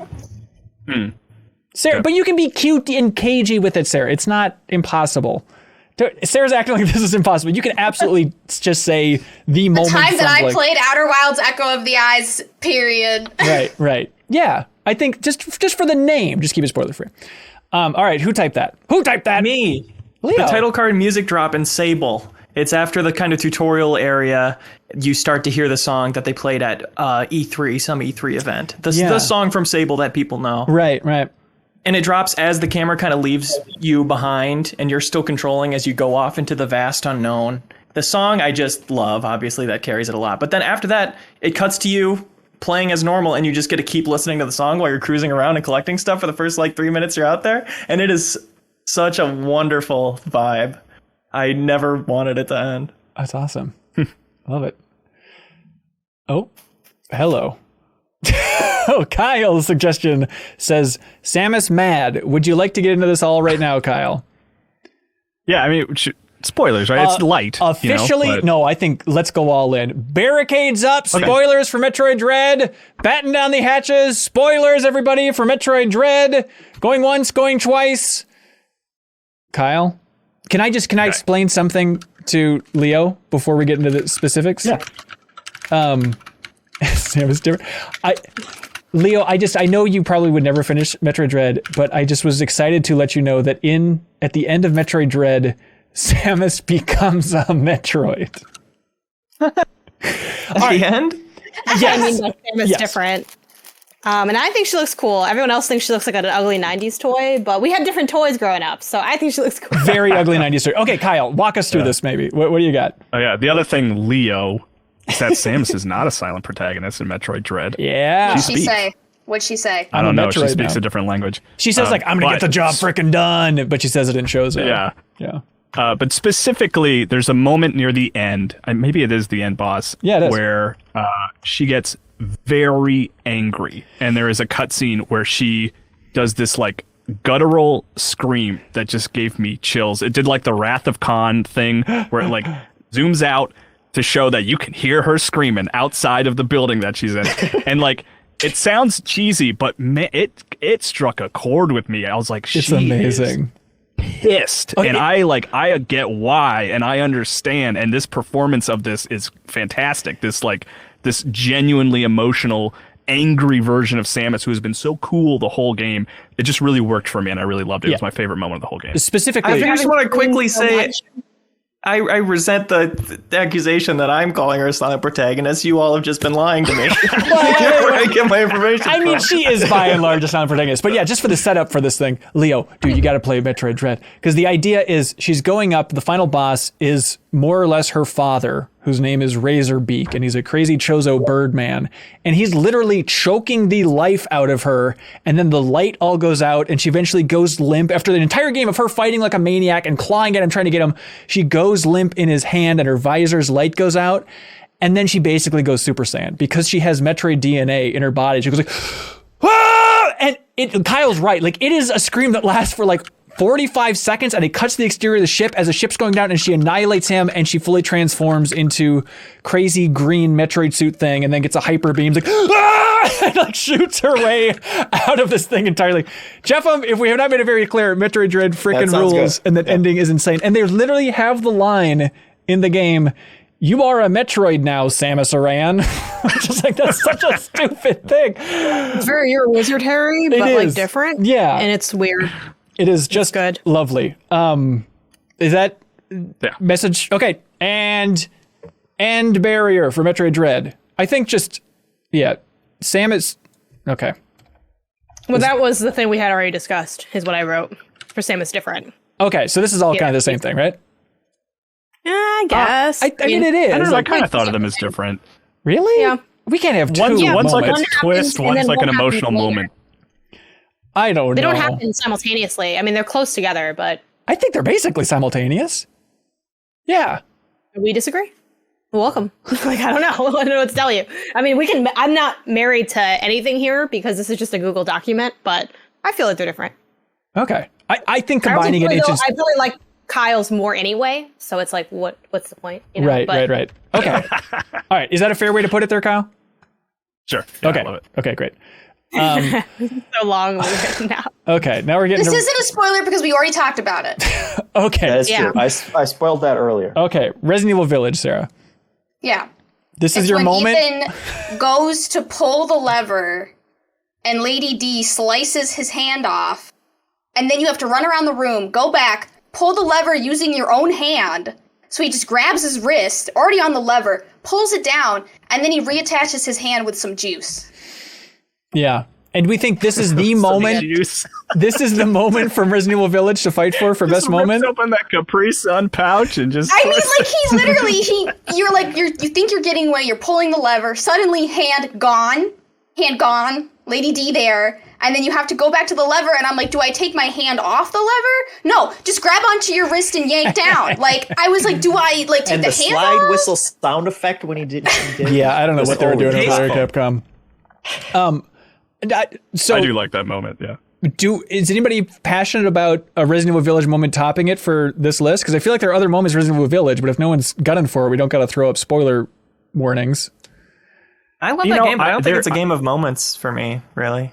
Okay. Oh, really? Wow. I mean, Except, there's the moment I would. spoilers. I think we need just like a couple minutes. What's that? You want to do spoilers? Yeah, it's just easier because then at least we can conclude that for sure we don't need any more moments, or we do want to add some of the moments. You bet. All right, Agreed. Spoilers up for Resident Evil Village. Oh, that's my time code. You're I'm putting typing that in on our the wrong Google Doc. Spoiler time code up. Resident Evil Village, everybody, check the time codes, please. All right, I thought everyone was going to go for the baby stuff from Chapter 2. Big Baby. Yeah. Yeah. Big Baby was awesome. That was like one of my favorite moments, I think, in a game this year. It is also one of the few like true highs in Village, a game that is the worst of the best Resident Evil games and the best of the worst, which is why it's like, this is good, technically. And, you know, like, it was kind of, I feel like it's a lower great game from the year. Still great, but sure. So that we should explain it a little bit. I mean, like, it's just to be clear, like it's probably the scaredest I've ever been in a Resident Evil game, period. You don't have any weapons really, and you're just getting chased down a hallway by this terrifying giant baby that's crying like a real child, and you have no way to defend yourself. It's unsettling, the best way. And it is a hideous, bulbous, weird baby, and obviously baby stuff is kind of the overriding theme of the story of Resident Evil Village. Like, I mean, not to be like graphic, but it's very like the mutated fetus, grown large, dead thing. Totally. So I think it also does, to y'all's point, like have a fun moment of like playing with these different themes as well within the story. So it's not just there to be like big scary monster. Like it feels like it has narrative weight to it. Yeah. And yeah, it's horrifying. It's the reason why I'm like, I don't think I'm going to replay this game because I didn't want to do this the first time.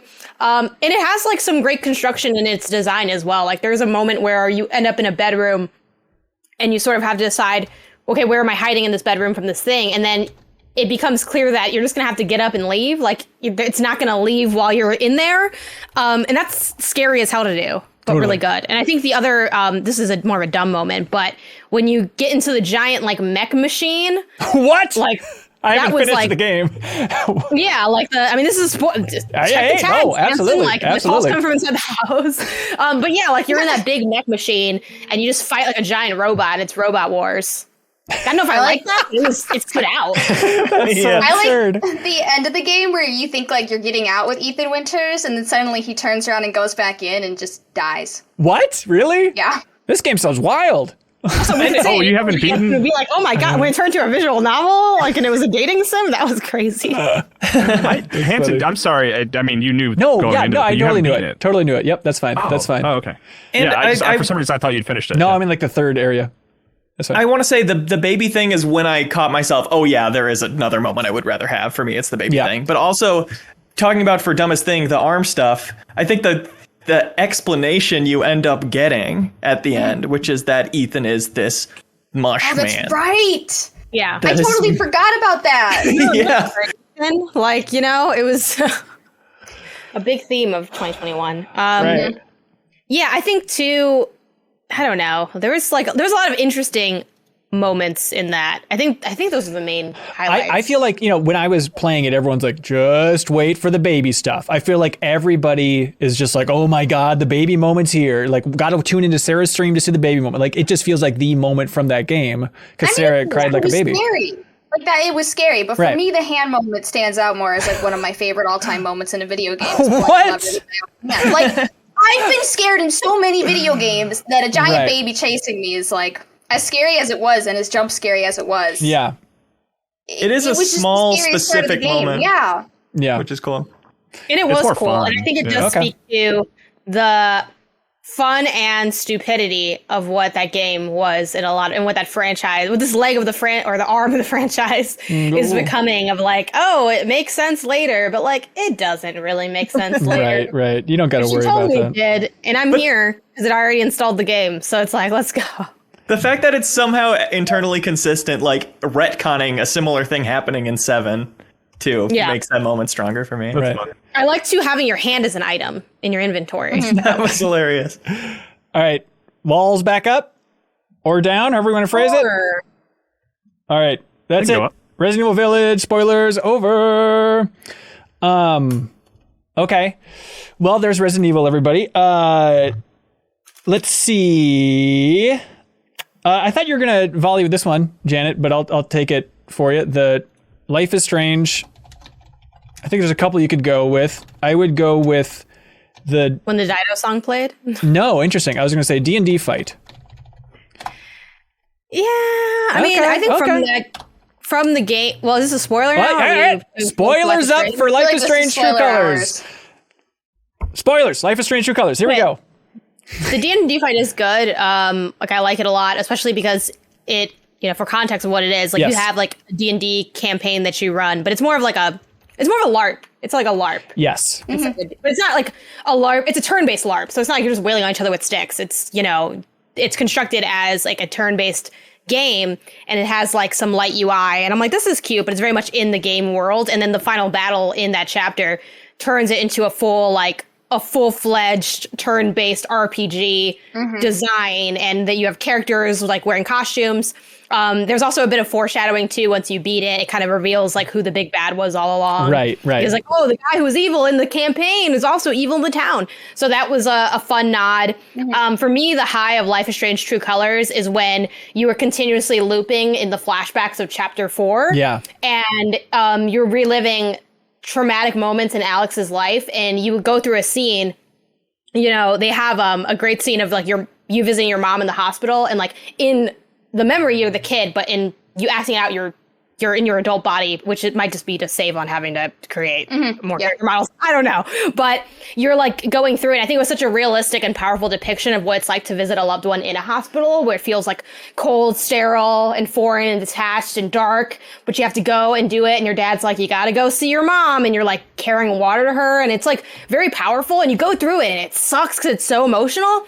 And then you go, that's not how it happened. Then you got to do it again. Right, and like right, you do right. it and you like have a key or something. And you run through that several times. The other really fun part of that whole chapter is you, as Alex, can kind of read people's minds. Like you can read their emotional state and the thoughts that are causing that. Yeah. And she's like, at one point gets put up for like, she's in foster care. And there's a scene where she's sitting and people are walking past the window. And they're saying like, I don't know, she has anger issues. They say she has this thing. I just feel like she's too old. Why is she still in here? And it's so gut-wrenching to imagine like being a child and hearing why you're unwanted. Yeah, it's like one of the most moving and amazing parts of any game that I've played this year is that chapter and the way it dials back, going back to the household, seeing your brother fight your dad, who's like, he's trash, he's not taking care of you, and your brother's kind of taking care of you, but you're there in the midst of everything. It was very well done. Yeah. Yeah, that whole thing is like really freaking good. I love it. All right. Out of the zone. Guardians of the Galaxy. I don't think it's hanging in there, but I want to give it its due. If we could put spoiler barricades up for Guardians of the Galaxy right about now. So the threat in this game is something called Magus, but how it manifests itself is with this religion that's sweeping the galaxy, where it's giving everybody exactly what they want. They can live in their fantasy version of reality. So it's like, oh, if you lost a loved one, for example, Peter Quill, the main character. Plot, by the way, pulled directly from Star Trek Generations, the film. Is that true? Yeah. Oh, I didn't know that. The Nexus, baby. But Peter Quill, as you probably know from the movie, he was pulled away from Earth and abducted by aliens and stuff, but it's slightly different this time around. But the idea is you're constantly going back and flashing back to being a kid as Peter Quill, back on the farm, spending time with your mom, walking around the house, all that fun stuff. And then when he gets his vision, which is called the promise of like what this religion is promising, which is making all these people convert to this religion, which is spreading across the galaxy, he is back on the farmstead. And it's like weirdly distorted, and the other Guardians are also there. So it's like, this doesn't feel real. Like, I don't know exactly what's going on here. And then there's a moment where the mom, who is murdered, is still alive, and she's hugging you, and you physically have to push away from her and then unload your guns into her and kill her, just as proof that you know that this is not reality, that this is just the construct of this religion. And if you and worth don't, noting that if you don't, or is that what you're about to explain? Yep. Yeah, if you don't, then just the screen keeps getting distorted and kind of this Magus entity slowly encroaches until you can barely see anything. And then it just ends, and then the credits roll in the game. So like you can just choose to side with this religion and live with your mom on the farm forever and the rest of the Guardians, and then you'll never know. So I think it's a very cool moment, and one of those just like, wow, they're actually going to make me not only shoot my mom, but like wrestle away from her to shoot her. It is really a wild moment. It's a cool game. Animation. Yeah, it's good. Yeah, yeah. Guardians of the Galaxy, everybody. It's good.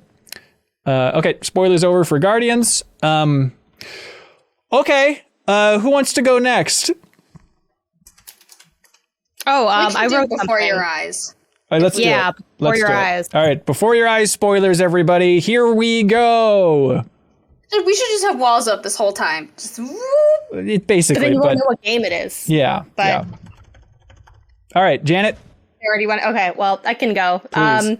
Yeah, Before Your Eyes. It's first of all a great game. And it has a twist where the premise of the game is you're on your way to the afterlife. You've died, and part of that process of getting into the afterlife and continuing your journey as a spirit or a soul is recounting your life. So you go through your memories of your life, and it has the blinking mechanic, and you're like flashing through your childhood and all these things, and you get to the end of it. It kind of does the same thing Life is Strange does. Like you can tell that I have there's a theme here on narratives that I like, where it's like you get to the end, and then the fox dog man or whatever is like, nah, you're BSing me. Like that's not how any of this happened. Like tell the truth. And then you do tell the truth, and it turns out you didn't have this amazing, life of growing up and being an artist and deciding whether or not you're pursuing your art. You were a terminally ill kid, and you're just just died, you know?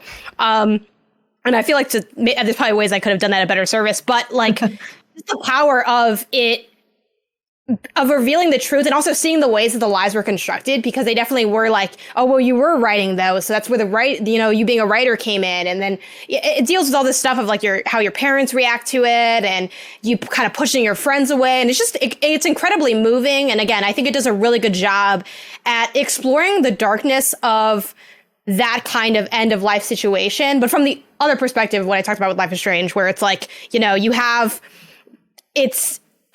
you're seeing like yourself die, like you live your own death. It's insane. Like, but yeah, it's really powerful. I don't know if anyone wants to add. Oh, I would love to add. I'm totally with you. Yeah, and I wouldn't even know if I'd say second half. I think just the ending, where it's like, yes, the second half and seeing like really what this kid's life was like is incredibly important, and then the ending, the way that it climaxes is.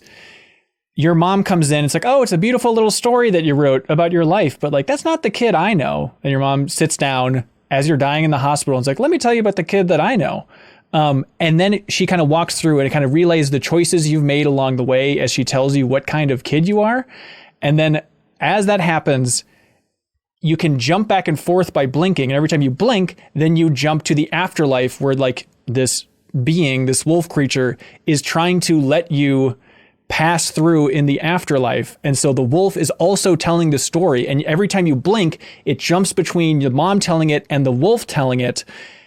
And it is like by the word alternating back and forth and continuing just that story as you alternate between those. And then eventually the great guardian of the afterlife lets this kid into heaven. And then the screen just goes white. And then the parents say like, gonna apologize a little bit. Sorry, it's a very emotional thing. But then the parents say like, oh, why is he smiling right now? And it's like, oh, what's the line? We're like, oh, he must be somewhere he likes. And like, it was just this kid dying in the hospital. And it is so goddamn good. It's just, like that finale absolutely destroyed me because I was totally with you, Janet. Like it was like in the storyline that the kid was telling, it was like, oh, and then it became this great artist, blah, blah, blah. I was like, this is a little bit hokey. This is like some weird Goodwill Hunting level fantasticalness of like, the kid's that gifted. It's like, no, the kid wasn't that gifted. The kid just spent a large part of their end of their life in the hospital bed dreaming about what their life could be. And then this is the final moment when he phases out. Okay. Give it to Before Your Eyes. No. What are we supposed to do? Even with us telling you that, like if you were like, I don't care about the spoilers or you're on this call or whatever, like you should still play it. Like I don't think even knowing that makes it not impactful because it's, I mean, you won't have the fun of like the surprise element. Yeah. But yeah, they really depicted it in an incredible way. And I think the mechanic as well was such a smart use case. Like you can really tell that like this game needs to be played in this very weird way, and it being in this weird construct is what added to the power of the story they were telling. So yeah, it was really good. End of spoilers for Before Your Eyes. Sarah? Yeah. Let's get to Echoes of the Eye. Come on, here we go. This is your chance. Spoilers for Echoes of the Eye, Outer Wilds, everybody, for the DLC for Outer Wilds. So Echoes of the Eye introduces sort of the idea of did anyone come before the Nomai, which are the alien race who were in Outer Wilds, to search for the Eye, which is a giant looming thing in the universe.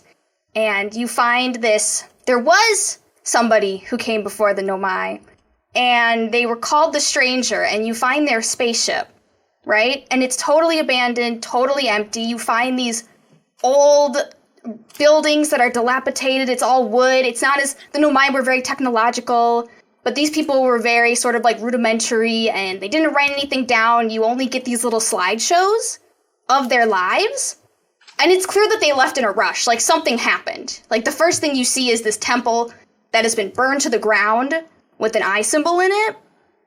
And as you go through the game, you're kind of trying to figure out like what happened to these people. And you know that they saw there was sort of a signal coming from the Eye. They saw it. They wanted to worship it. They built a spaceship. And they moved to the Eye. And then they saw something else in that the Eye was going to bring about the end of the world. So they sort of like, I'm literally describing the whole game to you, but they like quickly built this like haphazard mechanic where they could send their souls essentially into the cloud system. So they're all living in this other dimension. They've been living there this entire time. And that's kind of like the darkness. That's the world that you can go into. And you're trying to figure out, like, why did they do this? What are they so afraid of? Like, when they found out that the Eye was going to wipe out their entire race, they got so mad and they tried to destroy everything. And you're like, what happened? Like, what did you do? And then you find this, and you keep seeing all these sort of like motifs about what their planet looked like. And it was beautiful. It was beautiful, an absolute haven, a utopia. And then you pick up this one sort of like motion machine thing. You pick up your little, like, I don't know what to call it, like a film reel, and you put it in, and you realized in order to build the ship to get to the Eye, they destroyed their entire planet. They absolutely destroyed it. They cut down every tree. They polluted the rivers to build this spaceship. And then they got to the Eye and they realized that it was going to kill them. And they got so mad and they were so upset that's why, like, the one theme of Echoes of the Eye is fear. Because they were mad and they were so scared. And now you're scared and you don't know what's going on. And then you realize they destroyed everything just to get to the Eye. So it's the revelation of, got it. Yeah. They ruined their planet, basically. They, like, threw their planet in the trash to achieve this thing, and then it wasn't even worth it. Yeah. That's cool. It was a big old moment. I love it. Other contenders? Not against these. I used a grapple shot on a run, and it was pretty cool. Yeah. Hang on, let's get this time code down. My other one, favorite moment from the year, which we're counting as this year, is Cyberpunk 2077. So spoilers for a side quest that's optional in Cyberpunk 2077, but it's called the Sinner Man. Let me make sure I get this time code right. Remember that one? Yeah. What's that, Kyle? So I remember that one. Oh, yes. Did anybody else? I know Leo and, I guess 4 of us played Cyberpunk. Janet or Sarah, did you play Cyberpunk by chance? I played a lot, but not all of it. Okay. So there is this quest line. And overall, Cyberpunk, I think, is better than the internet, was screaming about last year, but was exactly up my alley. Okay. I'll defend Cyberpunk with you. Oh, good. Thank you. Not to a by and large degree, but this moment I will absolutely defend as being absolutely bonkers. So there is a quest where it starts out where it's like this guy recruits you and he says, hey, this guy killed my wife and he's getting out of jail today. We need to go murder this guy. And it's like, yeah, sure, whatever, I guess. Open world quest. So you go and it's this police escort and you attack the police escort and then you can just kill the guy and move on. But if you don't, and the other guy that you're going to that quest with gets murdered then by the cops, then the guy who is getting out of prison, I think his name is Jonathan, he starts talking to you and explaining what's happening here, which is that he's being let out of prison. And there is a thing in Cyberpunk 2077 called brain dances, where they record what's happening in your brain. And then it's basically the future of entertainment, right? So you're getting a brain dance and you're experiencing what these other people experience, which is normally just a lot of sex and drugs and stuff in Cyberpunk world. And so he's being let out of prison and he's a very passionate Christian. And what's happening is there's brain dance executives, film studio executives that have teamed up with him then because what he wants to do is he wants to be crucified while recording a brain dance so that people can use this brain dance and understand what it was like and what Jesus sacrificed. And it is a fascinating quest where the entire thing, it's like, okay, this guy is not healthy mentally. This seems like an absurd thing to do, but the executives on the brain dance team are like, just go along with it. We're going to make so much money. It's going to be called The Passion. We're going to make so much money off of Christians here. But the guy is coming from a sincere place of just worrying about the world and thinking like, we need to do something to fix this world. And this is the only thing I can do is try to convey the suffering of Christ. It needs to be Luke's version of the crucifixion, not John's. I'm probably wrong with that, Leo, but correct me if I'm wrong. Nailed it. Thank you. Well, that's what they do. So then as all right, everybody wants to jump in on that one. So then as it goes along, you eventually get to the point where the executives are like, I think he's getting cold feet. We need to make this happen. And then you go to the studio where they're going to be recording the brain dance and have one last conversation with them. And it's like, what are you doing? Don't do this. And he's like, I see no other choice. And then you go and you can actually then, it's optional if you want to do this, you actually are the one nailing him to the cross as he's quoting Jesus, and they're recording this brain dance, and the film studio execs are just like smoking cigarettes in the background, like, yeah, whatever, sure, okay, I hope this works out well. And the cool thing is that like Johnny Silverhand the entire time doesn't care about nothing that Keanu Reeves. He's always just looking down on corporations and the world and humanity and everything. But with this, like, he's like the only character in the game that he respects, which I love. Like this punk rocker, he's like, yeah, I gotta give it up. Like, this is the only real fucking guy in this city. Like, this guy gives a shit to the point that he's willing to be crucified for what he believes in. Like, that's the most punk rock thing in the whole world of Midnight City. And I just love it. Like, I've never had a quest that just will lean so hard into Christianity, and having a quest line that's making you feel guilty for exploiting Christians for money. It's like, this is something that I've never encountered in a video game before. And it just goes so hard into it for games that normally like to dance around religion. I just thought it was the best quest in the game. And genuinely, I think is the most impactful moment for me of the last several years in gaming. Like when you're actually nailing him to that cross, it's like, what the f***? This is crazy. So that's the Sinner Man quest from Cyberpunk 2077. It's a weird one. Noticing a theme with your moments? I left him at the diner. I couldn't go through with it. Oh, really? Whatever, dude. Yeah. Yeah. Which is like telling. Like the fact that that's an option that I felt like I had to make, I think is like, yeah, that Cyberpunk, this is a bigger discussion, but like I do feel like that game gets its due for what it did wrong, but doesn't get its due for what it did right, which is a lot of cool stuff. There's a lot of interesting stuff there. And largely, the game also talks about immortality and digital immortality and stuff like that. And this quest deals with that in a big way. There's a lot of conversations with Johnny Silverhand about what it means to be alive and immortal and all that fun stuff. But that's it for Cyberpunk 2077, The Sinner Man. Jeff, did you remember that one?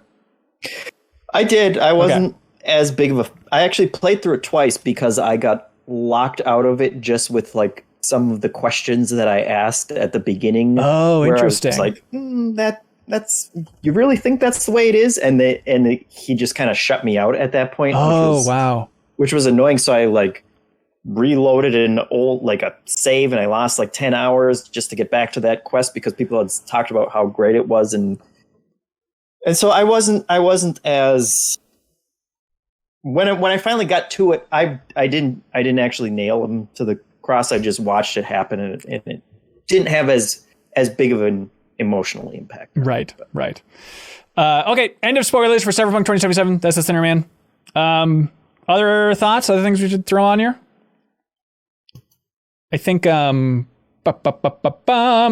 think It Takes Two has a moment that people talk about a lot. I don't think it's going to hang with the rest of these, so I don't need to throw up spoiler gates or anything like that, but there's a moment that's surprisingly dark in that game that stands out. Which they had in the Sizzle Reel at the Game Awards, which I thought was interesting. Yeah, I know. Yeah, that's an odd choice. I was like, I guess they don't feel like this is a spoiler. Like, they don't think so. I don't know. This is so small. Real quick spoiler gates for Olija, the small indie game from earlier this year that I enjoyed a lot. Let me just write down Olija. Olija Key. Okay, spoiler gates for Olija. It's just one of the things. It's not at the end of the game or anything like that, but there's this environment where you're going to get this key, and in the environment there's just like corpses all around and people that are just barely alive. You're right, Sarah. It's a lot of dark stuff for my moments, I guess, but I enjoy it. And I think you can attack the corpses if you want to, but it's largely just, okay, I'm trying to get this key. Let me try and get this key. And the corpses or the people that are barely alive are like crawling towards the key, like they really want it, the whole thing. And this is like the 2D pixely game, Olija, kind of the action adventure. But then I just really love this moment where then you use your abilities that you've been unlocking throughout the game to get the key. And at that moment, then it's like, ah! And then all of these enemies in that cave suddenly rise up and just attack you. And it's just like this avalanche of humanity chasing after you as you're trying to get out of there and slashing your way through them. It's a cool little moment in that game, but I don't think it's hanging, as they say over on Giant Bomb. Olija, Chat everybody. is begging someone to bring up the Forgotten Cities ending, which would be me, but I am not bothering to explain it because I don't think it would beat anything here, at least as far as how it resonated with me. I'm with you, Leo. I like the Forgotten City. I like the true ending of that game too. I don't think I liked it to the level of some of these moments. I agree. Okay, good. Great game. Similar call out. Don't want to go into explain if you want to look it up. Feel free. But the end of Little Nightmares 2 is very cool and very dark and a nice twist. Nice. Okay, Jeffem, out of this batch, how are you feeling, man? I'm feeling for the max Before Your Eyes sounded. I don't know how you could beat that, and then probably I liked your explanation of Guardians of the Galaxy. Oh, interesting. As well. Yeah, personally, I'd go Before Your Eyes and Sinnerman. Leo, where are you at? I liked what I heard about Life is Strange: True Colors. That scene, if we can, flashbacks. Yeah, That's what we call it. And Before Your Eyes, of course. That's right. Sarah?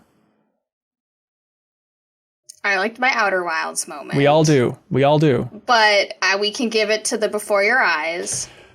Although my moment is different, but you guys can have that. Okay.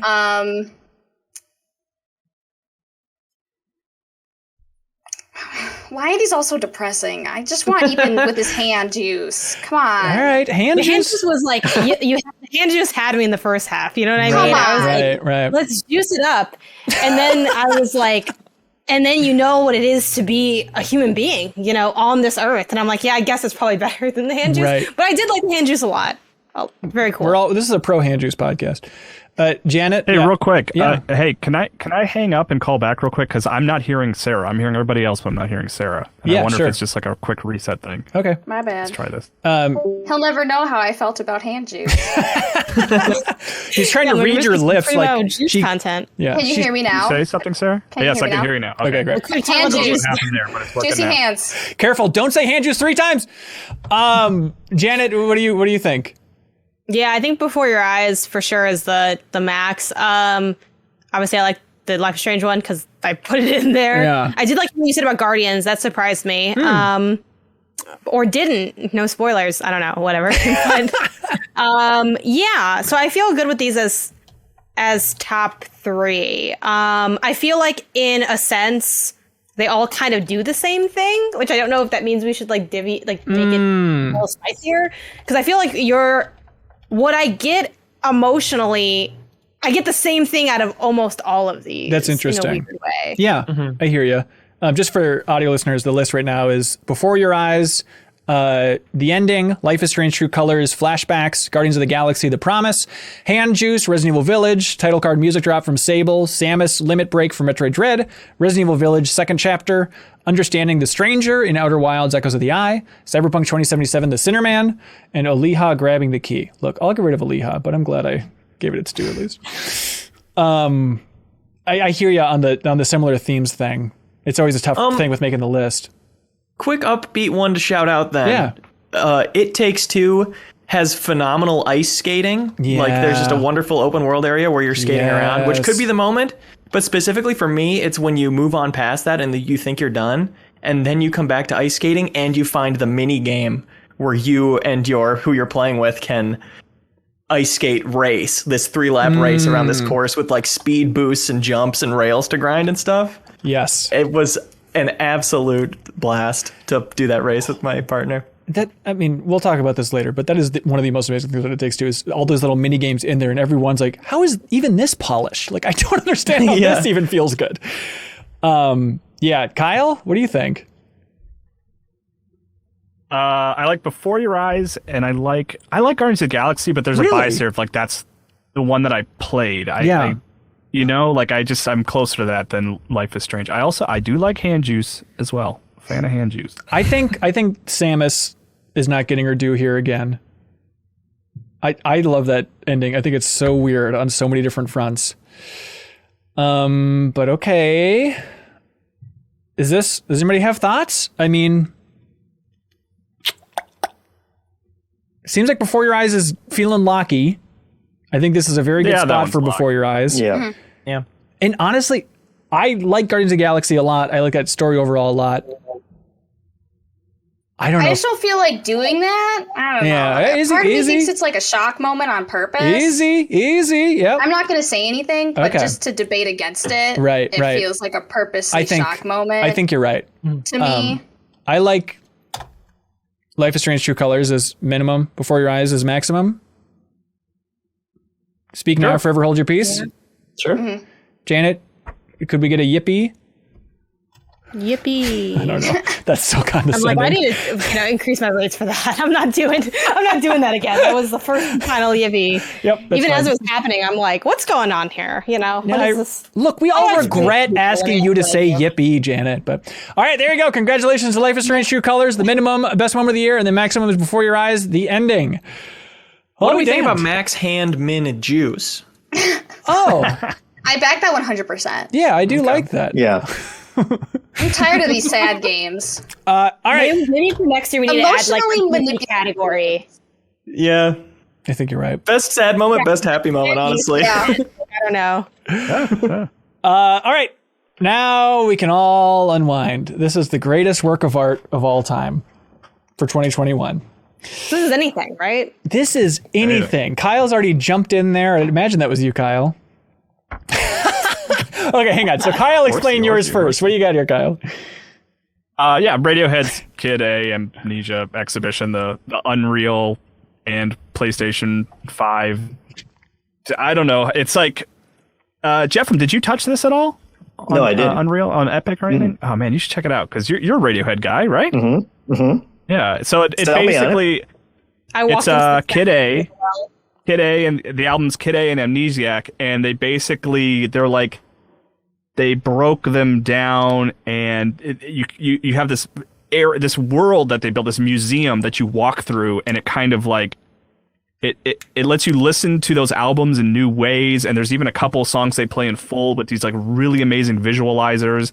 It's not a video game, it's really unique, which is why I genuinely like it for this category, because it's like there's nothing really like it. It's like this album that I absolutely love. I've talked about it previously, like how important Kid A is to me in general, and to like be able to hear that album broken apart and like sort of formed into these amazing visuals was just like really cool. Like I really loved it, and I want to go back and like revisit it more, and like just almost the way someone might listen to a record or something and sit down and listen to a record. Like that's how I feel about this. It's like, oh, I kind of want to go listen to that album again, which equates to this like game in quotes where you walk around a museum. Yeah.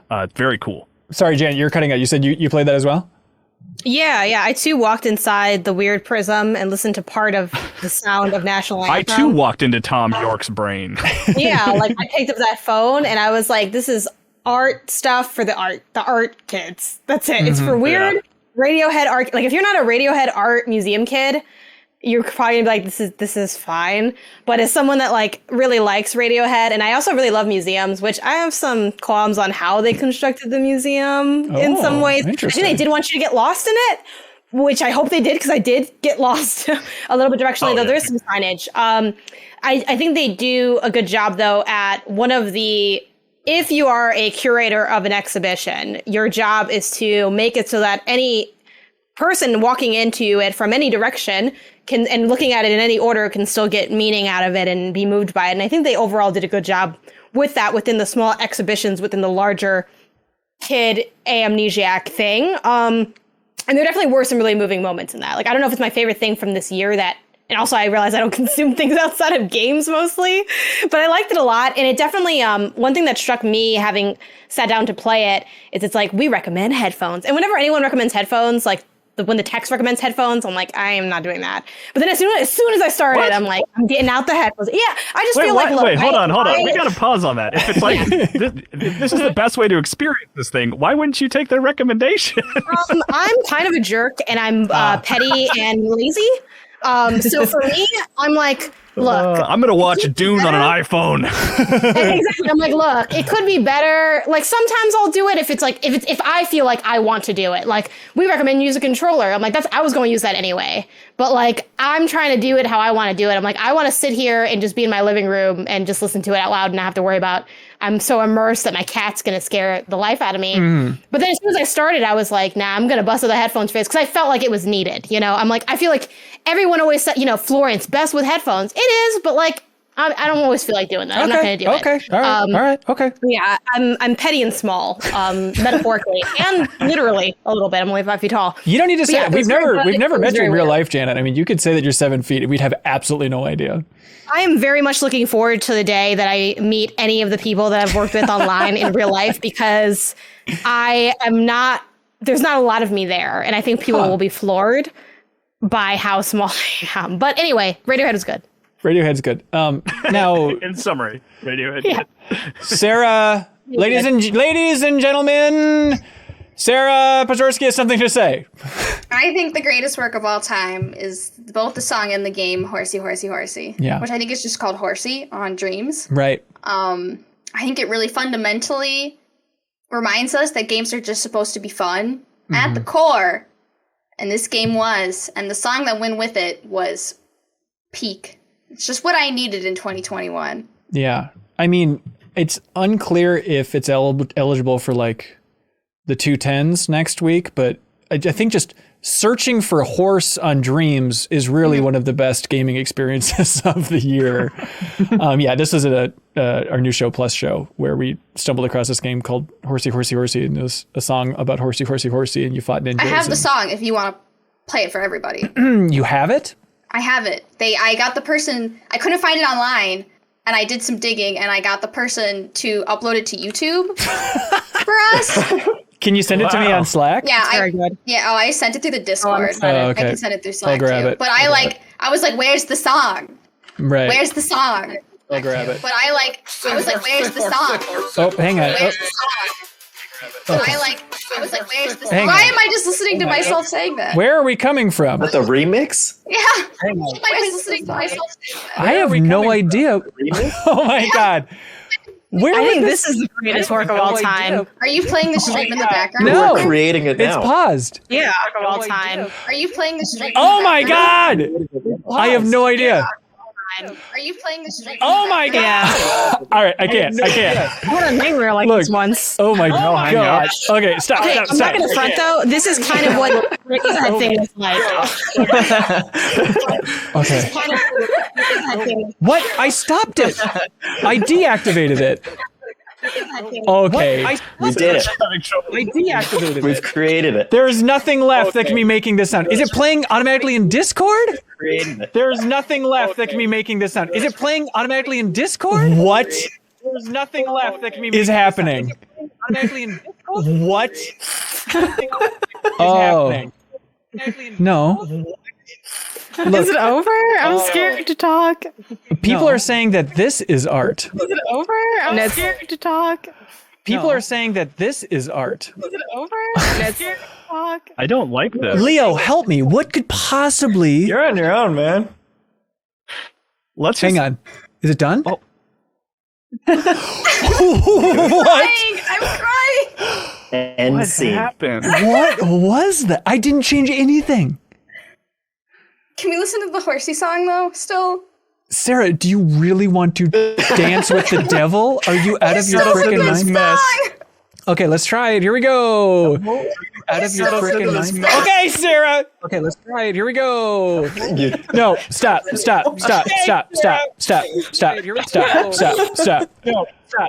Stop. It will end at some point, right? Oh my god. It's But done. it started when Hanson did something. Yes. Yeah, let's listen to Yeah. Horsey now. That was clearly had nothing to do with I it. am Yeah, start the clip, absolutely, Hanson. I am absolutely not listening to Horsey. It is clearly, it is Cursed. clearly cursed. I think we need to hear it though. I really want We're people gonna to hear consider horsey, it. horsey, horsey. Do you realize Just what you're sing doing? it. Yeah, Sarah, just sing it. Horsey, horsey, horsey. Horsey, horsey, horsey, horsey, horsey, horse. And then it just goes like that. Okay, so it is the greatest work of art of all Yeah. time. Yeah, It's not that hard. and so the maximum is horsey, and minimum, we'll come up with something. Okay, here we go. So who typed this in next? Who's the next one? It was me. Take it away, Janet. Love it. still recovering from what I was just a part of. Thank you, and I'm sorry, I guess, combined. Yep. But again, I don't really consume a lot of stuff outside of games, admittedly. But I really liked Inside, Bo Burnham's Inside. It was earlier this year. I thought it was a really, it was funny. It was heartfelt. It was moving. I thought it was a fun examination of life in the pandemic and creating art in the pandemic, which I found very relatable as well as someone who is part of the weird echoes of the eye that was MinnMax's episode today. So yeah, I just thought it was really moving and fun. And it stood out. And it had a lot of weird meta stuff within it. Like they even had like a nod to like Let's Play culture and like all these other things going on. So that one was... Am I misremembering, or was there a moment that just emulated what we just went through? Wasn't there? Kind of. Yeah, he does it as a streamer where he's reacting to a reaction, he's reacting to his stream, he's reacting to his reaction of it's sort of like a reaction. That was thing. it. We're living inside, and we're all inside technically as we're recording this.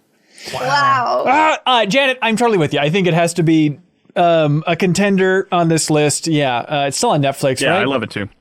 Music's fantastic. Like I still think about that Funny Feeling song of all the time. I really think that 20 years from now, when I want to be nostalgic about this era we're going through, I'll just go and listen to Funny Feeling, and it's going to be our, we didn't start the fire, is what I was going for. My I didn't just have daughter walked up to me and she said, "Dad, who's Jeffrey Bagels?" And I was like, "What are you talking about, Jeffrey Bagels?" And she was like, "On Roblox, I heard a song and it goes, Jeffrey Bagels, Jeffrey Bagels." And I was like, "Oh my God, that's Jeffrey Bezos." And then I got to explain who Jeffrey Bezos is to my daughter and why we don't like him. We do not care for him, even though we... Jeffrey Bezos was. Yeah. But now it's Jeffrey Bagels is his name now. That's perfect. There's definitely, little pretentious at times. There's always the people that are like, that's not his real apartment even, and all these fun conspiracy theories. It's easy to poke holes in Bo Burnham if you'd like to. Oh, Leo, you're wincing a little bit. Yeah. I don't know. This is something I've been thinking about a lot this year, and in regards to Inside by Bo Burnham, because there's certainly a fair share of people who make fun of it for that reason, for it being pretentious, for it being, whiny or whatever. Yeah.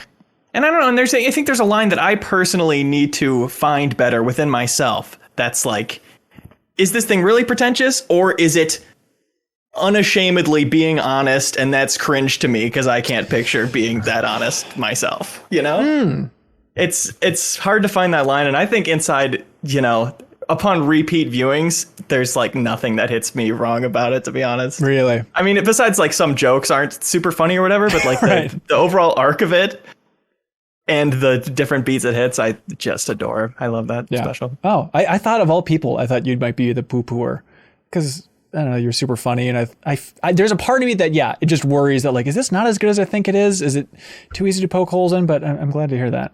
And I imagine it was extra resonant for you since you film yourself on camera regularly in the same room over and over again. That's right. That's right. Yeah, I think that's a contender. This moment, the audio issues. Well, you know what? Why not leave it on? We experienced it. I think that was art, man. That's true. In the early part of the year, I think for me it was, is it going to be Inside or is it In and of Itself? That was this year? That was this year when In and of Itself was out. And that's what is that, on Hulu? Yeah, kind of one-man show that's part magic show, part exploration of the concept of identity. Tough not to spoil, but basically very heady, interesting magic show that is interesting, but also slightly up its own butt, naturally. But without revealing too much, I guess, like that ending finale of focusing on everybody's identity really stuck with me in a big way. Like having those people embrace who they were. Am I alone on that one? Was anybody else moved by that? I liked it. You'll probably be mad at me, but I've only watched the first half. Okay, yeah, I'll be mad at you then. In and of Itself, everybody, please check it out. Yes, Sarah. Yeah. You might have added something? Don't act like you didn't like the Fortnite song Chug Jug with you. Sarah, when we had our episode. Are you gonna play it? No, Yeah, I can you can't. play it? I will not play anything. We've learned Send the the link lessons. to Hanson. If it makes you feel any better, You gotta Sarah. get back on that horsey song, you know? That's what they say. When you fall off, you gotta get back on. If it makes you feel any better, Sarah, when we had our episode about the greatest music of 2021, I played that song. Did you Yep. really? And we were demonetized for it, so I took that hit for you, kid. It was worth it. It was It's worth a it. cover. It's ineligible. It's a It's cover. not a What the heck cover. is that type? Yeah, it's more than a cover. It elevates. It's a lifestyle. Let's see. I would say Green Knight, but Kyle hates Green Knight, so that's fine. The opening cutscene to Mario Golf. Wait, Super Rush. Hanson, you liked Green Knight? That I did doesn't like seem Green like Knight. a Hanson movie. Really? Yeah, I liked it a lot. I mean, I don't hate it. I don't want that out there. I just was underwhelmed by it. Okay. Very all right. pretty. That's fine. Yeah, okay. If I could have the floor, I will, look, I'm making sounds because I don't know how I feel about it in this category, but I will put Get Back, that Beatles documentary, on here for something that has really had an impact on me this year. Leo, have you watched Get Back yet? Not yet. Oh, do you think I will for sure. Okay. It Again, is, Hanson, I've watched half of it. yeah, and I think. Is it? Oh, it's. I love the Beatles. It makes me really upset that I don't have Beatles Rock Band nearby, and then Yes. it costs millions of dollars on eBay. yes, It's good. It's really interesting. It's like it's very much for super fans. I feel like it's this opportunity to just see the Beatles hanging out. that is. I actually weirdly, and this isn't me trying to knock it off as a potential candidate. Yeah. I found it quite stressful at times because I really don't like seeing the Fab Four argue with each other, and it made me feel bad sometimes to see them really genuinely arguing. Weirdly, I did not expect to feel that way watching it, but there's this before George Harrison leaves in the first part, and Paul McCartney is like really trying to get everyone together, and they're upset, and Lennon's just quietly in the corner, and Harrison is like, "I'm not trying to make you mad." I felt like I was, a bystander, or someone having an argument at like a restaurant or something. I was like, I don't want to be here. This makes me feel bad. I love being at the restaurant when people are getting into it. I'm like, you hear this over here? I'm like, shh, stop talking to me. I'm trying to listen. That is a miraculous thing, and it's so weird to call it like a greatest work of art because like the work of art is the idea of just this stuff being surfaced, less so than the editing in this documentary specifically, because it's not even a singular documentary. It's just it is episodic run. It is so surreal to have 50 years later, 60 years later, how long has it been? 1970? I can't do math. 50 years later, to just have this moment of, by the way, here's 8 hours of basically hanging out with the Beatles. You know, that band that you've had a million think pieces about, the most important band of the 20th century, and everybody has an opinion about how they broke up and what the ending was like. Here's just 8 hours of them interacting. Choke on that world, and it's front and center on Disney Plus. Just John Lennon making testicle jokes for 8 hours. It is just so bizarre to have this. No, there's only a couple in there, but I really appreciate like what a weird thing on Disney Plus, like John Lennon making ball jokes. But I really, really loved it. It's so weird too, in this COVID era it has made me really nostalgic for just like hanging out with friends, which I know I probably should do and technically could do with certain friends and stuff now, but it's just so weird to see these incredibly important artists just hanging out. And the point of this documentary is to celebrate that. And there's just such fascinating things that you would never think, if you're just a fan of history, you would never think you'd get, which is like John and Paul. And I'm not even a huge Beatles super fan. I am a super fan of Beatles Rock Band, but just having this scene where it's like John and Paul saying like, hey, we got to talk about this George Harrison leaving the band stuff and George's role in the band. Let's just go in the kitchen and talk about it for a while. And they weren't aware that the film crew there had hit a mic in the flower pot. And so that we have a completely unguarded conversation between these two titans talking about George Harrison and the band overall, unearthed in 2021, is just amazing. Seems a little intrusive.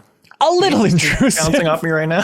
I guess I don't know if we want to count those, think about those layers, but yeah, there were always those questions of like when people aren't around to talk about how their work and all that. Well, Yoko signed off on it, so if it's good enough for Yoko Ono, it's good enough for me. So I really love it. Ooh, I'm like, this is so wrong. Let me turn it up. Like it's just.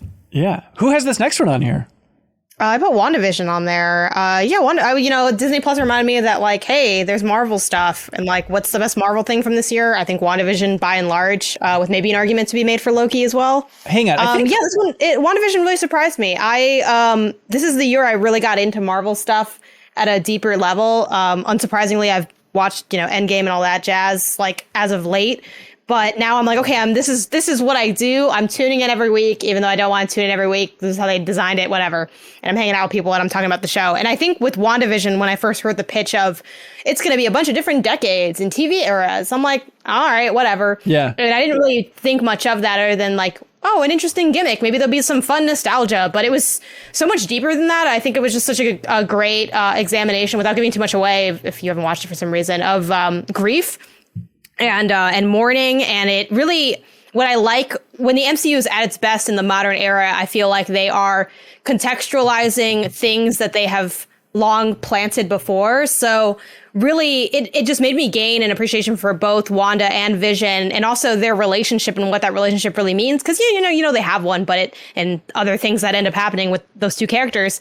But it's kind of like, yeah, things happened. It's sad, I guess. But then really, really looking at it and seeing what Vision meant to Wanda and what the lengths she was willing to go through it. I think also I'm a big fan of disillusionment in media, like kind of playing with what is reality and not. And I think this does it really well. I think there also was some moments of like playfulness in it. Like I was just so engrossed on the mystery of that show. Totally. And also the execution of it. And I think the nods were really well done. Like seeing like the freaking, Malcolm in the Middle montage opening for one of the episodes, and then like it being kind of switching to Modern Family and it being all these other things. And then attached to that, watching the, I forgot what they called it, but they're behind the scenes like documentaries they do for it, and seeing like the characters talk about, these are things we learned as actors back when we were like taking classes in college. And I'm like, when am I going to need to learn how to act on a sitcom?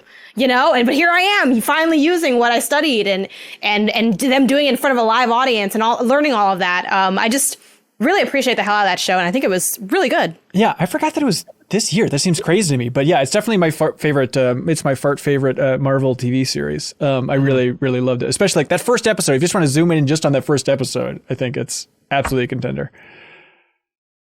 As always, Sarah Pazorski, the floor is yours. I put Arcane on here because I think people would be upset we didn't at least touch on it. Because the art really is really good. The fight scenes look amazing. I just think it's, very good. I wouldn't call it a greatest work of all time, but I would call it a greatest work of 2021. Okay. Does it count as the greatest work of all time for 2021? You know what? Yeah, if that makes you feel better. Okay, it does. Solid. Anything else going on here? I would love to shout out Leo's favorite YouTube videos of the year. Yeah. What do you got, man? My favorite is called Life Hacks in 2021 Are Ridiculous by Ro Ramden. Ro Ramden is the number one YouTuber to watch right now. I cannot believe her subscriber count. It's just going to fly off, and you're going to be there and say, oh, my follower is only at 50,000. Did I spell that correctly? Ro Ramden? With an I. I'll get that for you. Thank you. Okay. And then runners up are Jeanette McCurdy, How Hollywood Controls the Child Actor from Internet Impact. That's like a completely full quality documentary available on YouTube with so much research and so much behind the scenes about how child actors are treated in the context of Jeanette McCurdy from iCarly. Huh. And I learned a lot from it. Very moving. Type it out, man. People want to find that. Okay. All right. And then also runner up from Dijon, spelled like the mustard. He's been putting out new music videos, starting with playing the first song from my first album, and watching those in order is a wonderful experience, but it's still ongoing. Nice. But those are my picks. Love it. Jeff, what do you think, man? I'm liking Radiohead, even though I haven't seen it, but you guys sold me. I mean, it's also right. It feels a little weird picking an actual art thing for greatest work of art of all time. Yeah, that wasn't part of the deal. Okay. Yeah. It feels like Inside is a contender. Yeah, I like Inside. We already knew that you liked Inside, Kyle. Anything else? A contender? Anybody else want to fight hard for any of these? I think we should fight hard for Horsey, but now I think you don't like Horsey because of what it did. And I think now you have an inherent bias against Horsey. It is true. I've never been scared of a YouTube link before, but now I'm scared of whatever monstrosity of a virus you sent me with that Horsey link. Even though I didn't consume it, I like what Leo said about the Hollywood controls by the child how Hollywood controls the child actor. That just sounds really interesting. Yeah. Again, I don't know it. I guess I can't really fight for it, but I did like that mention and that nod, and I feel like it's different than what else is on here. It's true. Leo, what would you put for the top 2? I think the Jeanette McCurdy one is a great pick. I would certainly stand by that. Inside, the only reason I wouldn't put up there is self-conscious reasons of people thinking it's an obvious pick or whatever.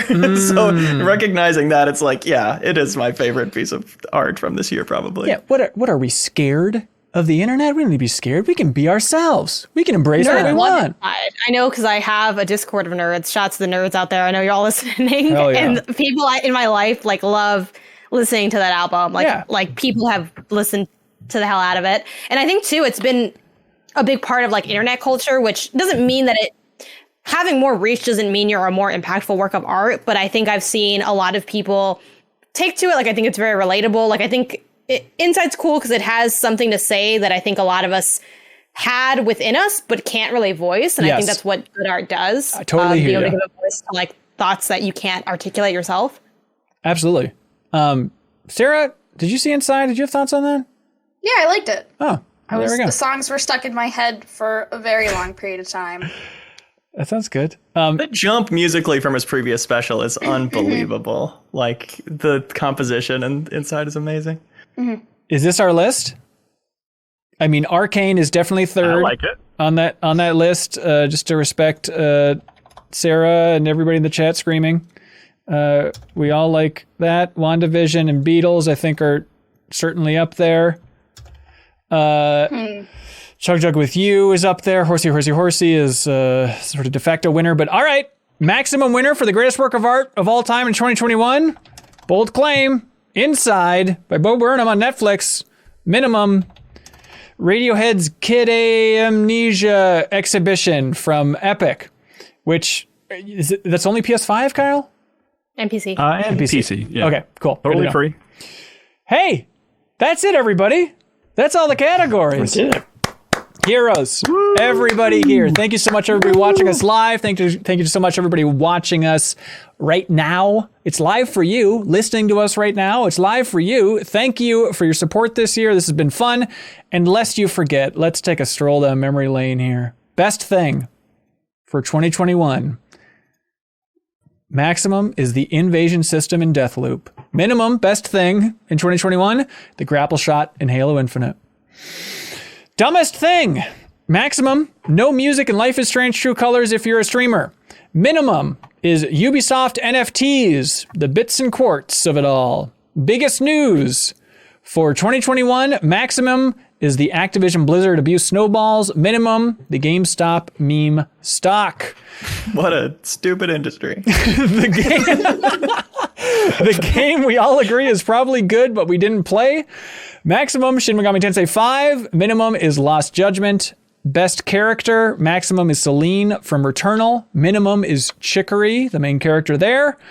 Best moment, maximum, Before Your Eyes, the ending. Minimum is Life is Strange True Colors, the flashbacks.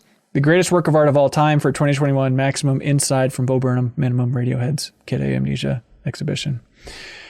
Jeff, how do you feel? I feel great. You feel I'm wonderful. not angry. That's always the best sign.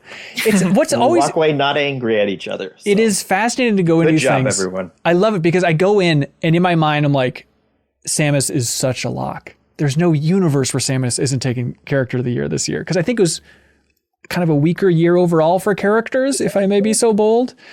And then you're always surprised. You're always surprised where you have to check yourself and realize we're all part of a greater whole, you know? Yeah. Thank you, Leo Vader. All right. Yeah. Sarah, now how'd you the feel? easy part's over. It really is. Yeah. Sarah, how'd you feel about this journey? I feel like I need to go lay down for a bit. Yeah. It'd be nice. Or how about we come back and do it all tomorrow, where we really get into it by creating the 210s and actually start debating the best games of the year. So it'll be Thursday and Friday when we're recording those. You can watch us live at the Backstage Pass tier. Otherwise, we'll be rolling that out over the next couple weeks in this feed, either on YouTube or in your favorite podcast app, all that fun stuff. But, Janet, you feeling ready for the next leg of this journey? Yeah, should be fun. Hell yeah. Thank you to everybody who supports us on Patreon for letting this whole thing run for our third annual awards show, right? Isn't that crazy to think about, Kyle and Jeffem? Yeah, it's wild. It is weird. But thank you to everybody at the $50 tier. Oh, yes, Leo, I'm sorry. Yes. There is no reason not to try horsey again, right? You know, we just start leaving if it doesn't work anyway. So may as well just give it one more shot, I think. Yeah, I think you're right. All right, let's try it one more time. And that way the $50 supporters get to hear their names multiple times. Yeah, that's a smart idea. Again and again and again, yeah. Hang on. I don't think it's doing it. Here's horsey, everybody, as we thank everybody at the $50 tier. Thank you for supporting us on Patreon. Goes a little something like this. Okay, it's loading into it. Horsey.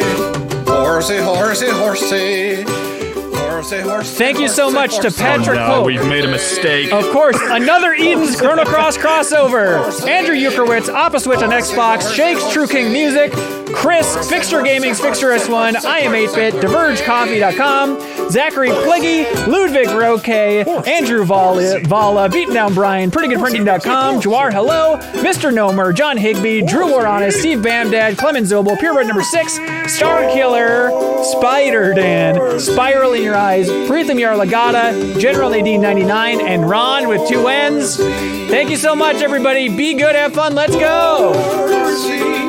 Horsey.